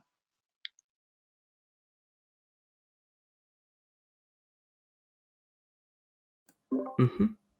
I was just elaborating on that metaphor you used because I thought it was beautiful. Yeah, okay, that's fine.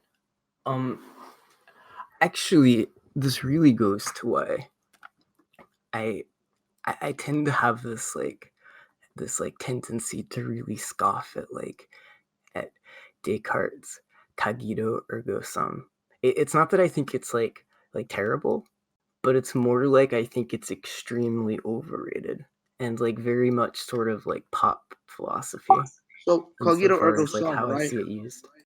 Another translation of it is I shake things up, therefore I exist. It also has a materialist view to it too. Well, like, you guys must know, presumably, that is not the argument. Cogito Yeah, ergo the argument is eventually I think, therefore God exists. not even that. It has a more justified basis. Cogito ergo sum is the pop philosophy representation. It is actually debito ergo cogito ergo sum, and that is a much more reliable statement. I doubt, therefore I think, therefore I am, is much more epistemologically grounded than I think, therefore I am. Absolutely. Yeah, I just think it's still pretty terrible most of the time. I like it.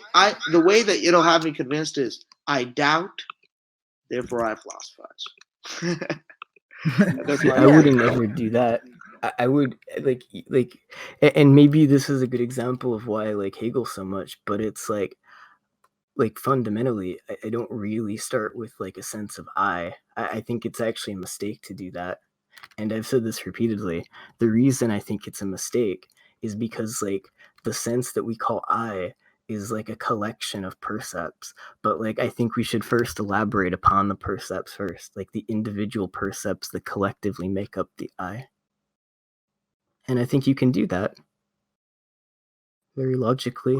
You can break that. Here's the thing, like that action can be moved in the other direction too when you look at us as just atomic arrangements, right? Like that kind of movement gives you a different lens and a different understanding of what knowledge and truth may be, I think. But I agree.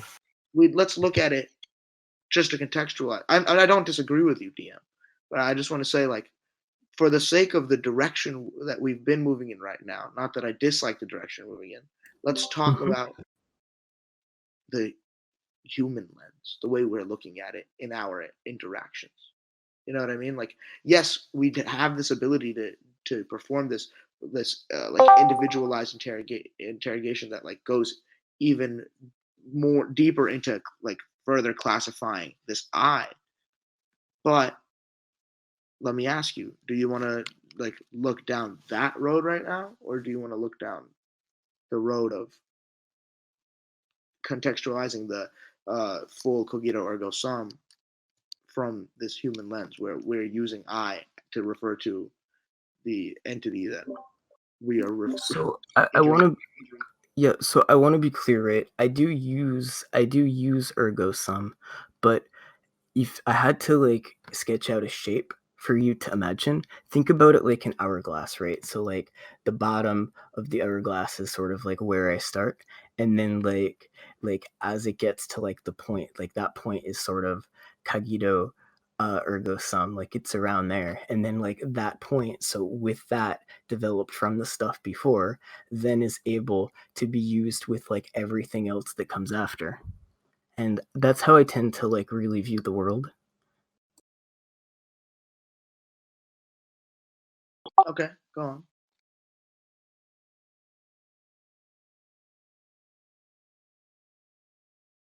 Oh, it was finished. Okay, cool. So I just wanted to say, before Dharma you spoke about agency, I was wondering, just with regards to the questions for the event, right? There's a question about agency. It's determinism versus free will. What side would you say you fall on that dichotomy? I know it's gonna sound like so pricky, but I don't fall on a side there. Are you compatibilist? You know, I don't know the term. Oh, but it means that it's the conception that free will and determinism are compatible. I don't know how to qualify free will, and I don't know how to qualify determinism, because I can again, qualify. Instinct, I would believe disagree with your I- definition of compatibilism. I think that's wrong. I think that actually compatibilism is deterministic, but it's actually like a different label that one gives Yes, to free will. compatibilism is nonsensical, but it is based on the idea that the term free will is compatible with the term determinism, which is not true. I don't agree with that. I definitely don't agree with that based off the definitions that I assume we're both working with. I agree with you that they're wrong. But that's why I hesitate to say I'm a compatibilist, right? Sure. So compatibilism is ridiculous so in my opinion. Determinism and free will is, to me, not the two choices. What are they? I don't know, but I can tell you why not. Okay. Determinism is like heavily putting in this idea that there is an agency of another entity that determines. No. That's a misunderstanding of determinism. That implies subjective determination. Determinism is the idea that things that occur in the present occur the way they do according to the conditions and the variables of the past, and that everything that thus occurs in the present is predetermined by the conditions of the past. Okay, so what I'll say is this. What then does that leave to the initial conditions, if there are any? It doesn't really speak to that. It's the position that all events in the world are the effects, of causes that are external to the human will. So because I believe in an acausal, atemporal ground, I don't believe that. Okay, but do you believe? But within the concept, like I agree with you about an atemporal, acausal ground. But what I'm asking is, within the domain of physics, right? There's causality. Well, we can observe causality. Do you agree with that? I believe that causality is like consistent measurement that's functionally working out in a way that can potentially accurately predict things that will happen later. But because our physics isn't perfect with the aligned model, I can't tell for sure whether or not we're always going to be right because we've been wrong. Sure, you know what I mean? But that's not the point, because like the fact that we can't determine stuff all the time doesn't mean that stuff isn't determined. I know that. No, but what I'm saying, Dharma, is simple. It's a reason for why I'm not. Yeah, but listen, the original understanding you gave of determinism was about subjective determination. I don't mean subjective determination. I mean objective predeterminism. I see the distinction now. But what I'm saying is there has to be an initial set of circumstances that causes the future effects. I agree, yes. But if the initial set of circumstances... Because I don't believe that there's necessarily initial here's the thing, like in my true deep beliefs, when we come to these big questions of like determinism and free will, these are metaphysical questions to me. Yeah. And they're not compatible with what to me is an atemporal metaphysic. To me, the things that are happening around us, we are just kind of like trying to make sense of them. But it's not a movement. It's just one motion that's consistently happening. So to me, it's not like things are happening in sequence. Even though I'm experiencing and feeling that as a human being, I think metaphysically things aren't happening in sequence. It's one moment. It's not a video. It's a photo. Okay, how about this though? If we say, given the condition that we agree on, which is an atemporal metaphysic, which one of these conceptions is more compatible with that, right? Free will, where you are able to freely determine what you're going to do apart from the relationships in the world, right? As an independent agent, as in you actually exercise like agency in the sense of influencing things independent of all other interactions, right? Or determinism, the idea that all the events in the world are related to, let's say, relationships external to the human will.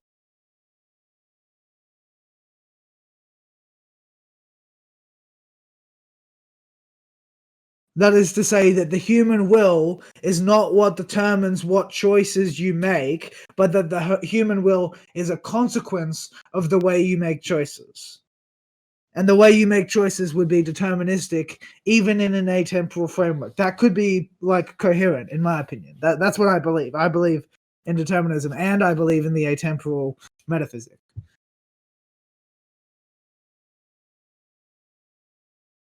Are you still there? Oh, sorry, dude. I have been talking fucking to myself this whole time. Holy shit. I believe that like this idea of determinism versus free will is looking at the metaphysic from a very zoomed in human POV, right? Because it incorporates human will. Sure, So while it's compatible, Genuinely- but hear me out. Yeah, I know we've agreed on that, but I have to contextualize. While it's compatible, my general metaphysic that I hold in my belief is far removed from this question. No, I understand. I'm just So- asking. So because I don't, as a result, pay it much mind. Now that I'm paying it mind, I'm saying this. I remember during my readings with Dr. Corrigan on Plotinus would say that, whether you feel like it's fate, whether you feel like it's your choice, whether you feel like Okay, it's but a curse. wait a minute. Fate has a very particular connotation. Oh, I know. Hear me out. This is what Plotinus is saying. Okay, I'm just saying, like the I know. conception. It's very particular. It's very particular. But it aligns with the conception you had of determinism before. That is fate. Yeah, I know, and that's not what you mean, and I understand that. Yeah. I do see the distinction. I do want you to know that. I said that while I wasn't holding push to talk. Okay. But what I'm saying is, he just says, whether it's by your choice in your eyes, whether it's by fate in your eyes, whether it's through a curse from someone else in your eyes, Sure. whether it's because of the actions of your ancestors in your eyes, whether it's whatever your reasoning may be, it's all of those things because of your conceivability of those things. That's what Plotinus says, right? And he's basically saying, like, by hook or by crook, whatever way that you see it happening, it will happen. So that idea I like. I like to leave it at, if it happens, it happens. Sure. And I know that that's very lazy, Mhm. but it can be argued as a deterministic viewpoint. I could take a deterministic stance on that. Yeah. I could take the free will stance on that as well. But Okay. when I take the free will stance, I'm locking myself very much to a human lens. Determinism actually does incorporate a lot more. But I still, there's this magic quality I feel in people where we can at least tell ourselves, where we can at least convince ourselves, yes, my agency has this real impact. Because even if our actions have this real impact, we may confuse the actions with the agency very. That makes sense. So, Brian, for the purposes of this recording, please pretend this isn't Degenerate Dungeon. Okay, so bad. No, it's all good. Yeah, Dharma doesn't know what this room is for.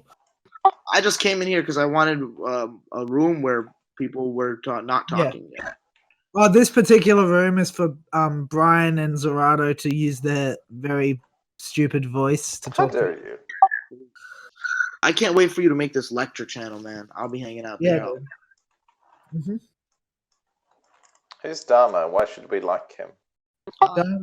Dharma, tell us about yourself. I am a dude who loves to talk and loves to listen.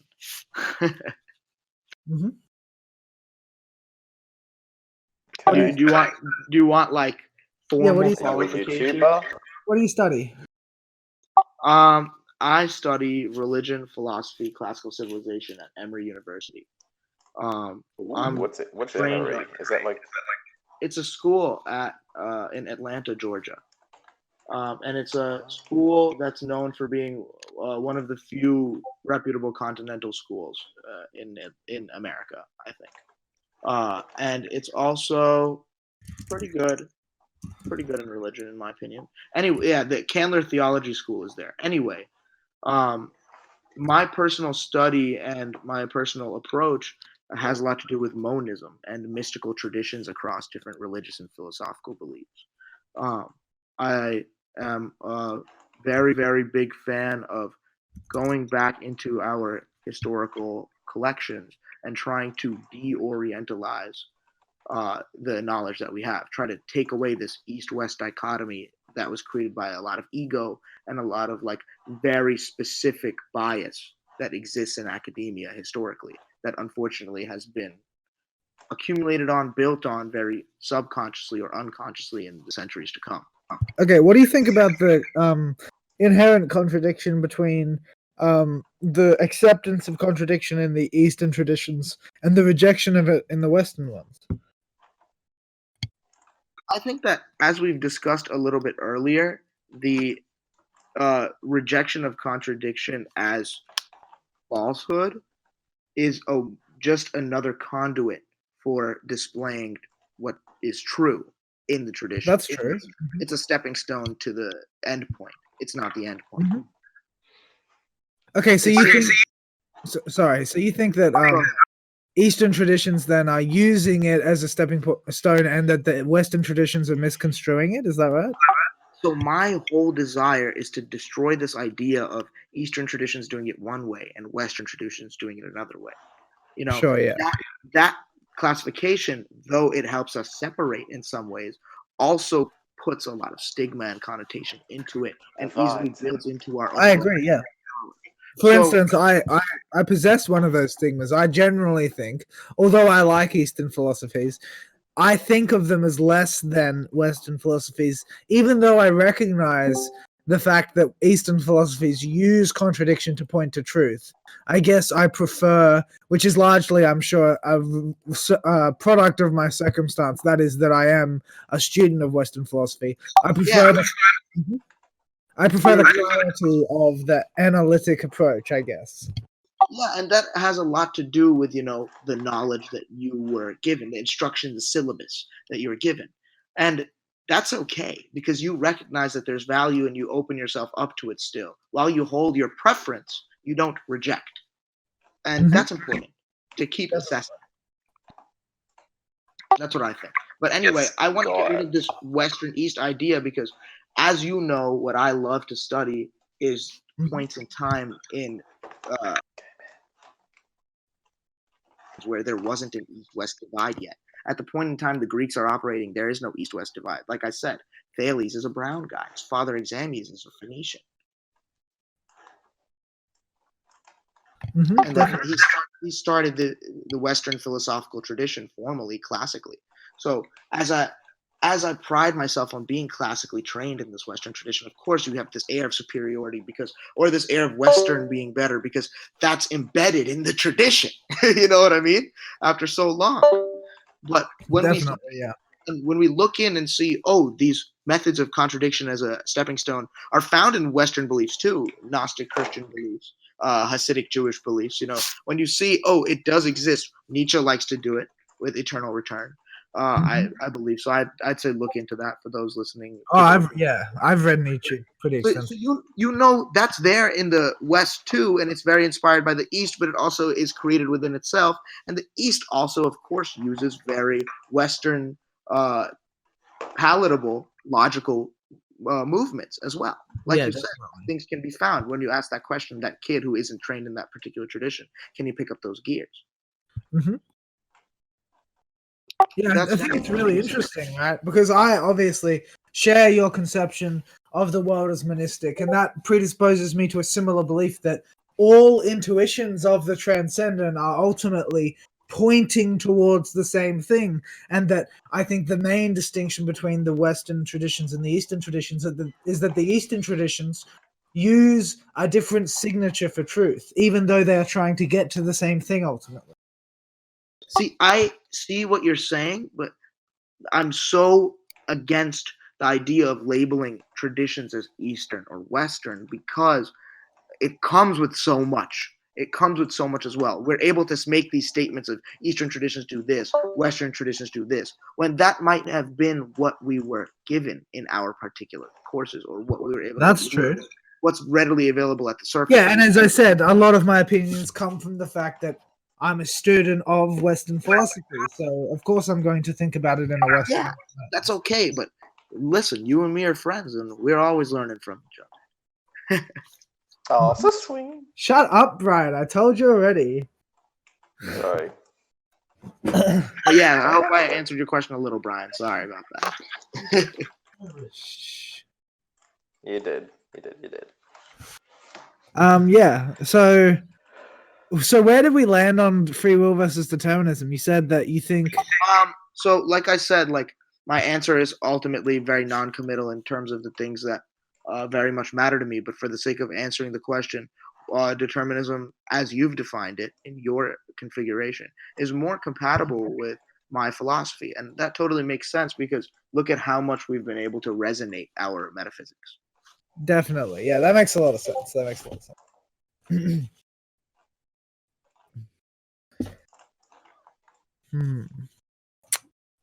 So happy we're recording this.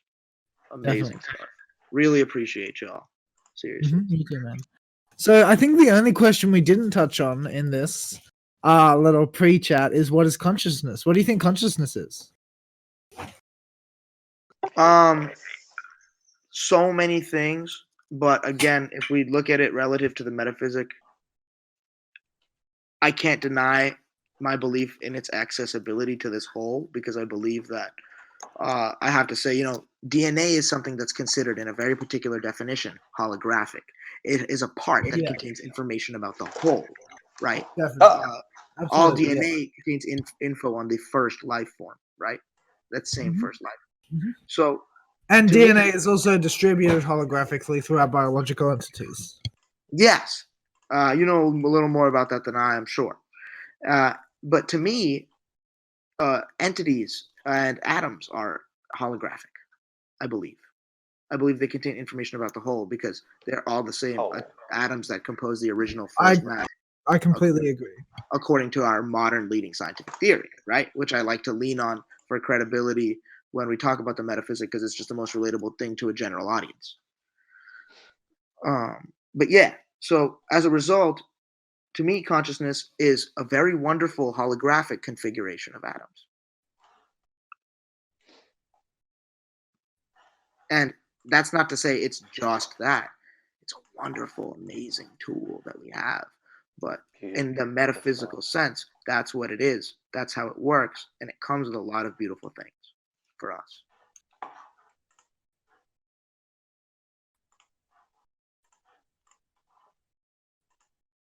Would you say it's a comic?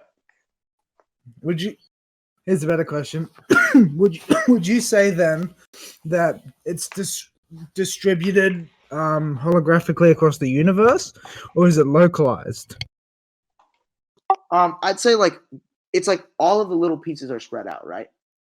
The way I like to think about it is when we talked about Plotinus and his work on the forms, when he says, if I take a piece of paper and I rip off a piece of paper, if I take a paper and I rip off a piece of the paper, the piece of the paper is a part of the paper, but it's not a part of the form of the paper. They're both equally participating in the form of the paper, right? Mm-hmm. Yeah.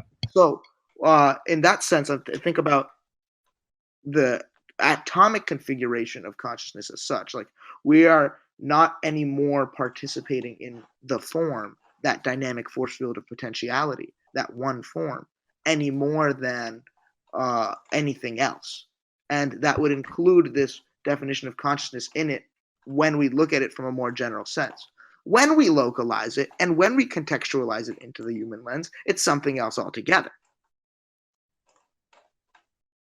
It's something that we use as this entire framework and basis for our waking conscious experience. And it's very hard to define conscious in that human lens and human sense because it's very much that kind of foundation and ground that I feel like we work off of in our waking, aware, cognizant experiences that we have some sense of agency over. So how would you connect the two conceptions of consciousness then? I'd say this particular configuration that has developed into consciousness has allowed us to exist as human beings, exist as entities that are conscious, that have this additional layer that we perceive and the ability to perceive of interaction. Okay, so it's this animated. So you say just to make sure I understand, are you saying consciousness is like a particular category of arrangement, and then the consciousness we experience is the instantiation of that arrangement? Is that what you mean? That makes sense totally, but I don't know if it's particularly. Yes, it's a function of a particular category of arrangement. Sure, yeah, I agree with that. But the tools being used to arrange every other category are the same. It's the same exact building blocks in different shapes, or however you want to think about it. Naturalization. Yes. So that's how I see it. That makes sense. And you know, I'm happy you asked me about it so you could get my specifics, but you already knew I thought that as well. Yeah. I mean, I think mostly it just helps round out the recording on the pre. Oh, totally. This is totally like, I forgot. This is like an intro chat where we've pretty much touched all of the topics. Questions. Yeah, exactly. Yeah. Cool. But now I feel like we kind of did the questions. Yeah, well, I mean, that's the thing is you won't get that long to talk, so it'll be good that we've covered them in detail first, so that Yeah. We'll have to, when we talk with other people, we'll have to, qualify again, but it's okay. It's gonna be great. Well, that's the thing. I am not one of the participants. I'm running it, so I'm not going to be playing, as it were. Cool. Well, I'll make sure to contextualize my own, like the conclusions that we've made here. I'll make sure to succinctly bring them up when having discussion with people. It'll be great. Sure, excellent. Yeah. May I just say, okay, I'm sorry. I have to really express how much I actually agree with you, Dama, that I think the distinction between Eastern and Western philosophy is like very much a contemporary construction. Because like there's good evidence to suggest that, like, for example, ideas from like they came across from the Silk Road had a big influence on like Western philosophy. And I think that really the distinction is sort of more of a product of colonialism than it is like an actual expression of the development of thought. Who recorded the history of philosophy? Like who created academia? We weren't talking. Yeah. It was like we weren't talking to philosophers who were non-white when this was all being set up. You know what I mean? We weren't talking to the people being colonized. We were just looking at their shit, taking it, and saying, "Oh, this is this." Fuck, Ibn something. I forgot his name, but like the Muslim Ibn Rushd or Ibn Sina that recorded what the Greeks did, and then what was later rediscovered by the church. Ibn Sina or Avicenna was a Jewish dude who was very much an Aristotelian Jew. And he really brought and contextualized a lot of Aristotle in particular's work. And his work was very foundational for scholasticism, which was when... Sorry, I wanna correct something. Ibn Sina wasn't Jewish. I think you're referring to like another Jewish philosopher. But even Ibn Sina, he's Muslim. I apologize. He's Muslim. That's right. How dare you? My bad. Total mistake. Thank you for correcting me, man. Actually, one more thing. He also had commentaries on Plato mostly, and Aristotle mostly. I think it was. I was confusing him with Maimonides. My apologies. I just want to say on behalf of Canada, don't you dare try to steal our scholars. Thank you very much. But yeah, no, you're totally right. I was thinking about Maimonides because he also contributed very much to scholastic. You'll do good to never make that mistake again. But the main point is something it's a sentiment that I strongly relate to. I think I agree very strongly with that based on my studies. Yeah. The thing with recordings is like there was a lot of reinterpretation, right? Like back then, yes, it wasn't like for example, like when they were translating, there were a lot of stuff missing from like Greek, yeah, right? So they had to like fill in the blanks with interpretations. So it was like a process. It wasn't just like translation of knowledge. It was creation too. Yo, Canada, are you Indian? No. Are you Canadian? Sure, yeah. Sure. I'm Indian. And you sound Indian, so I thought you were. To be completely generalizing racist dude over here. I love the self-awareness. All right, so I actually want to bring the discussion back to something I wanted to say earlier before I had to BRB, which is I think all things considered, compatibilism actually tends to be a wrongful aesthetiological appeal to like pragmatism of the human condition, but Sure. I would posit that determinism is also more aesthetically appealing, as it's more holistic, including useful insofar as our subjective experience. If we understand everything through some structure, at least most of the time, I think it can afford us a better function within the world we live. At least that's what all of my understanding suggests. I think you have a good grip, a good understanding that I learn a lot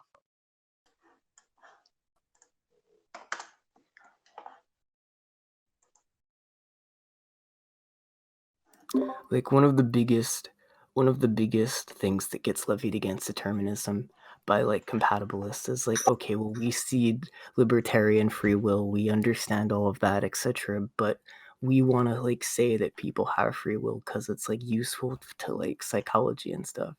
But I actually don't like I don't think I agree with that. I think that like given a proper like explanation in sort of the like cultural context, I actually think that like determinism is far more healthy, because like it shows people like a place that they have and like a path and like a means to understand. It gives people a sense of security. Yeah, absolutely. See, to me, determinism is something that's encompassed within a larger acausality. If we see that this foundation metaphysically, at least in my own personal belief, is acausal, then that doesn't mean that there can't have a causality existing in it from the way that we are perceiving it existing whatsoever. It's totally possible. And when we look at it like that, determinism makes a little more sense than free will if we're comparing those two in particular. Have you spent much time with like the traditional distinction in Western philosophy from being and becoming?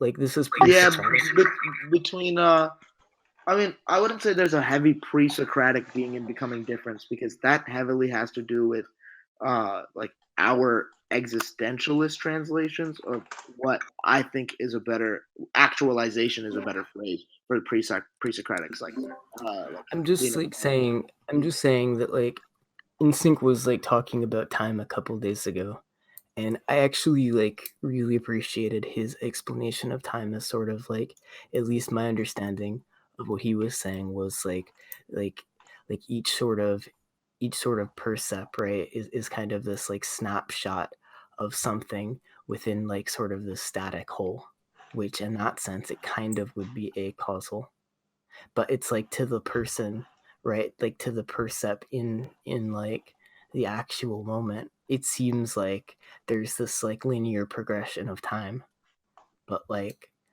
that there may in fact not be so. Sorry, I zoned out for a sec, man. That's okay. Yeah, I'm just saying that like I thought, at least to my understanding, I thought Instinct gave a good account of time, at least with like how I've been thinking of time as kind of this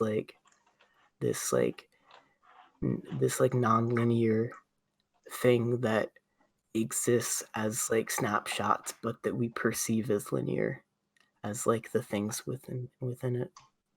I don't even know if Instinct is still here. It doesn't matter, but just like saying, I think that sort of like conception is interesting.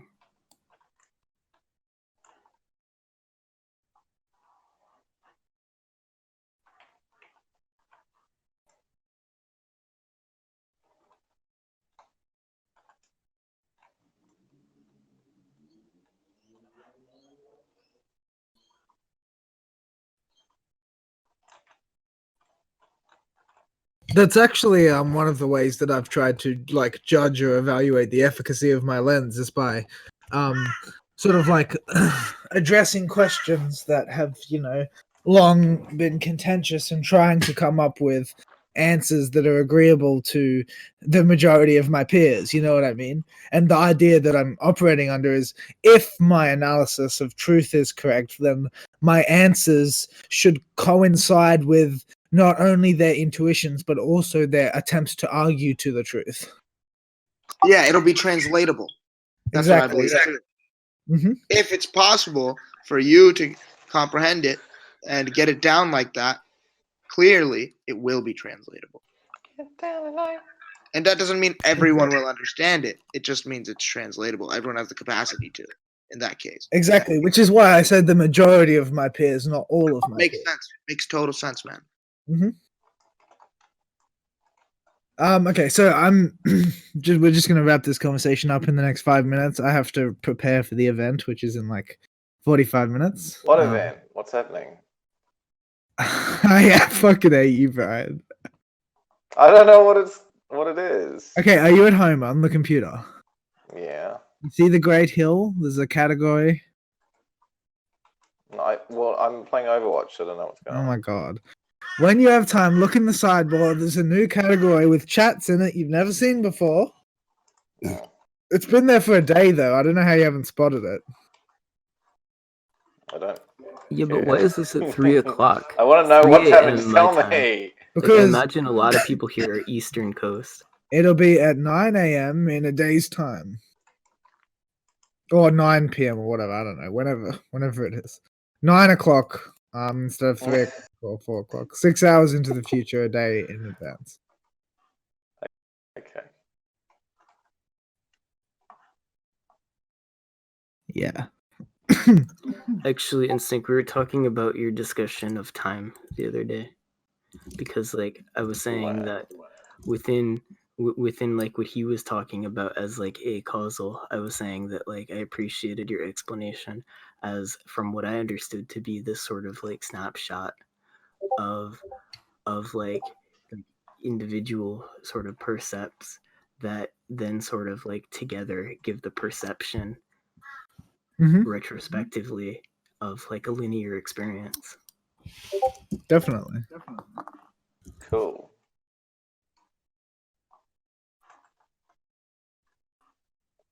Shut up, Brian.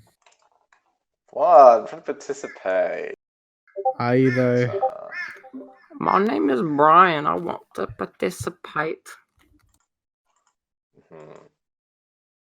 So I hear you're giving that new guy some work. Oh yeah, you mean the soundboard stuff? I mean, he just volunteered for it pretty much. Oh, he's like, please, Sensing, let me do something. Wait, which new guy? Holden. Dude, I've actually thought about like doing like voice acting clips for the server that could be used in like calls at like particular moments for various things. Like some of them are kind of like shitposty in my mind, but then they're like maybe explaining fallacies or whatnot.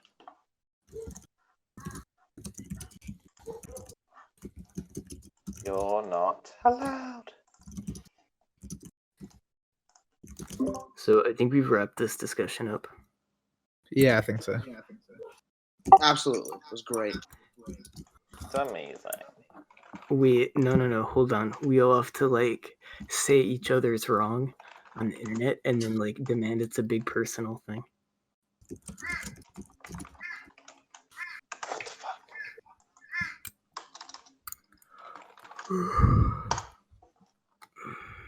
Wow. So, Insync, do you like the mic I've been using? What about the rest of you? Yeah, it's pretty good, dude. This is me, whatever. The thing you've been like planning is just like what, some sort of like public debate because we have the like debate rules. Not exactly. Does anyone have Bitcoin? And what do you hold it in? What's your wallets? Tell me your wallets. Tell me your wallet. Tell me your wallets. I use Electrum. Anyone else use Electrum? There's Electrum. Not me. Do you have Bitcoin in sync? I have some. Okay.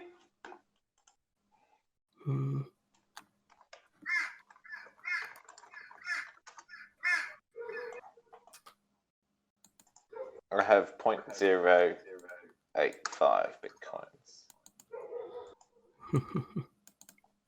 Shut up, Brian. So, what's this event about? It's just a debate tourney, bro. Just a debate. A debate. I mean, it's more than that. There's like a whole rules thing on there. You're going to information. Hold on, I'm checking instincts and little announcement. It does have something to do with individual molecules, dude. It absolutely does. Okay, when an individual molecule of water changes state, it has different properties. What happens to the molecule when it changes state? So if it changes state to a solid, it becomes rigid. What about if it changes state to a plasma? But that has to do with, for example, in the linear, for example. Pardon? Yeah, Pardon? in water, for example. That has to do with what? Sorry. Work, but you actually understand, given induction, given the scientific method, what he actually precisely meant by that, as close as you can, without actually asking Darwin himself. And in the same way, you can look at the Quran and you can assess it through induction. You can look at the historical factors. You can talk to many linguists. You can talk to people who actually speak the language of which it was originally written in, and who have looked at the original holy text, and you can come to some conclusive ideas about the Quran, what it means to be a Muslim. You would make better predictions about reality than someone who isn't looking at reality the way you are, right? If I'm right, yeah. It's like an arms race. So better predictions equals to better... a better model equals... a better model fits reality better. So that's it. That's what it means to have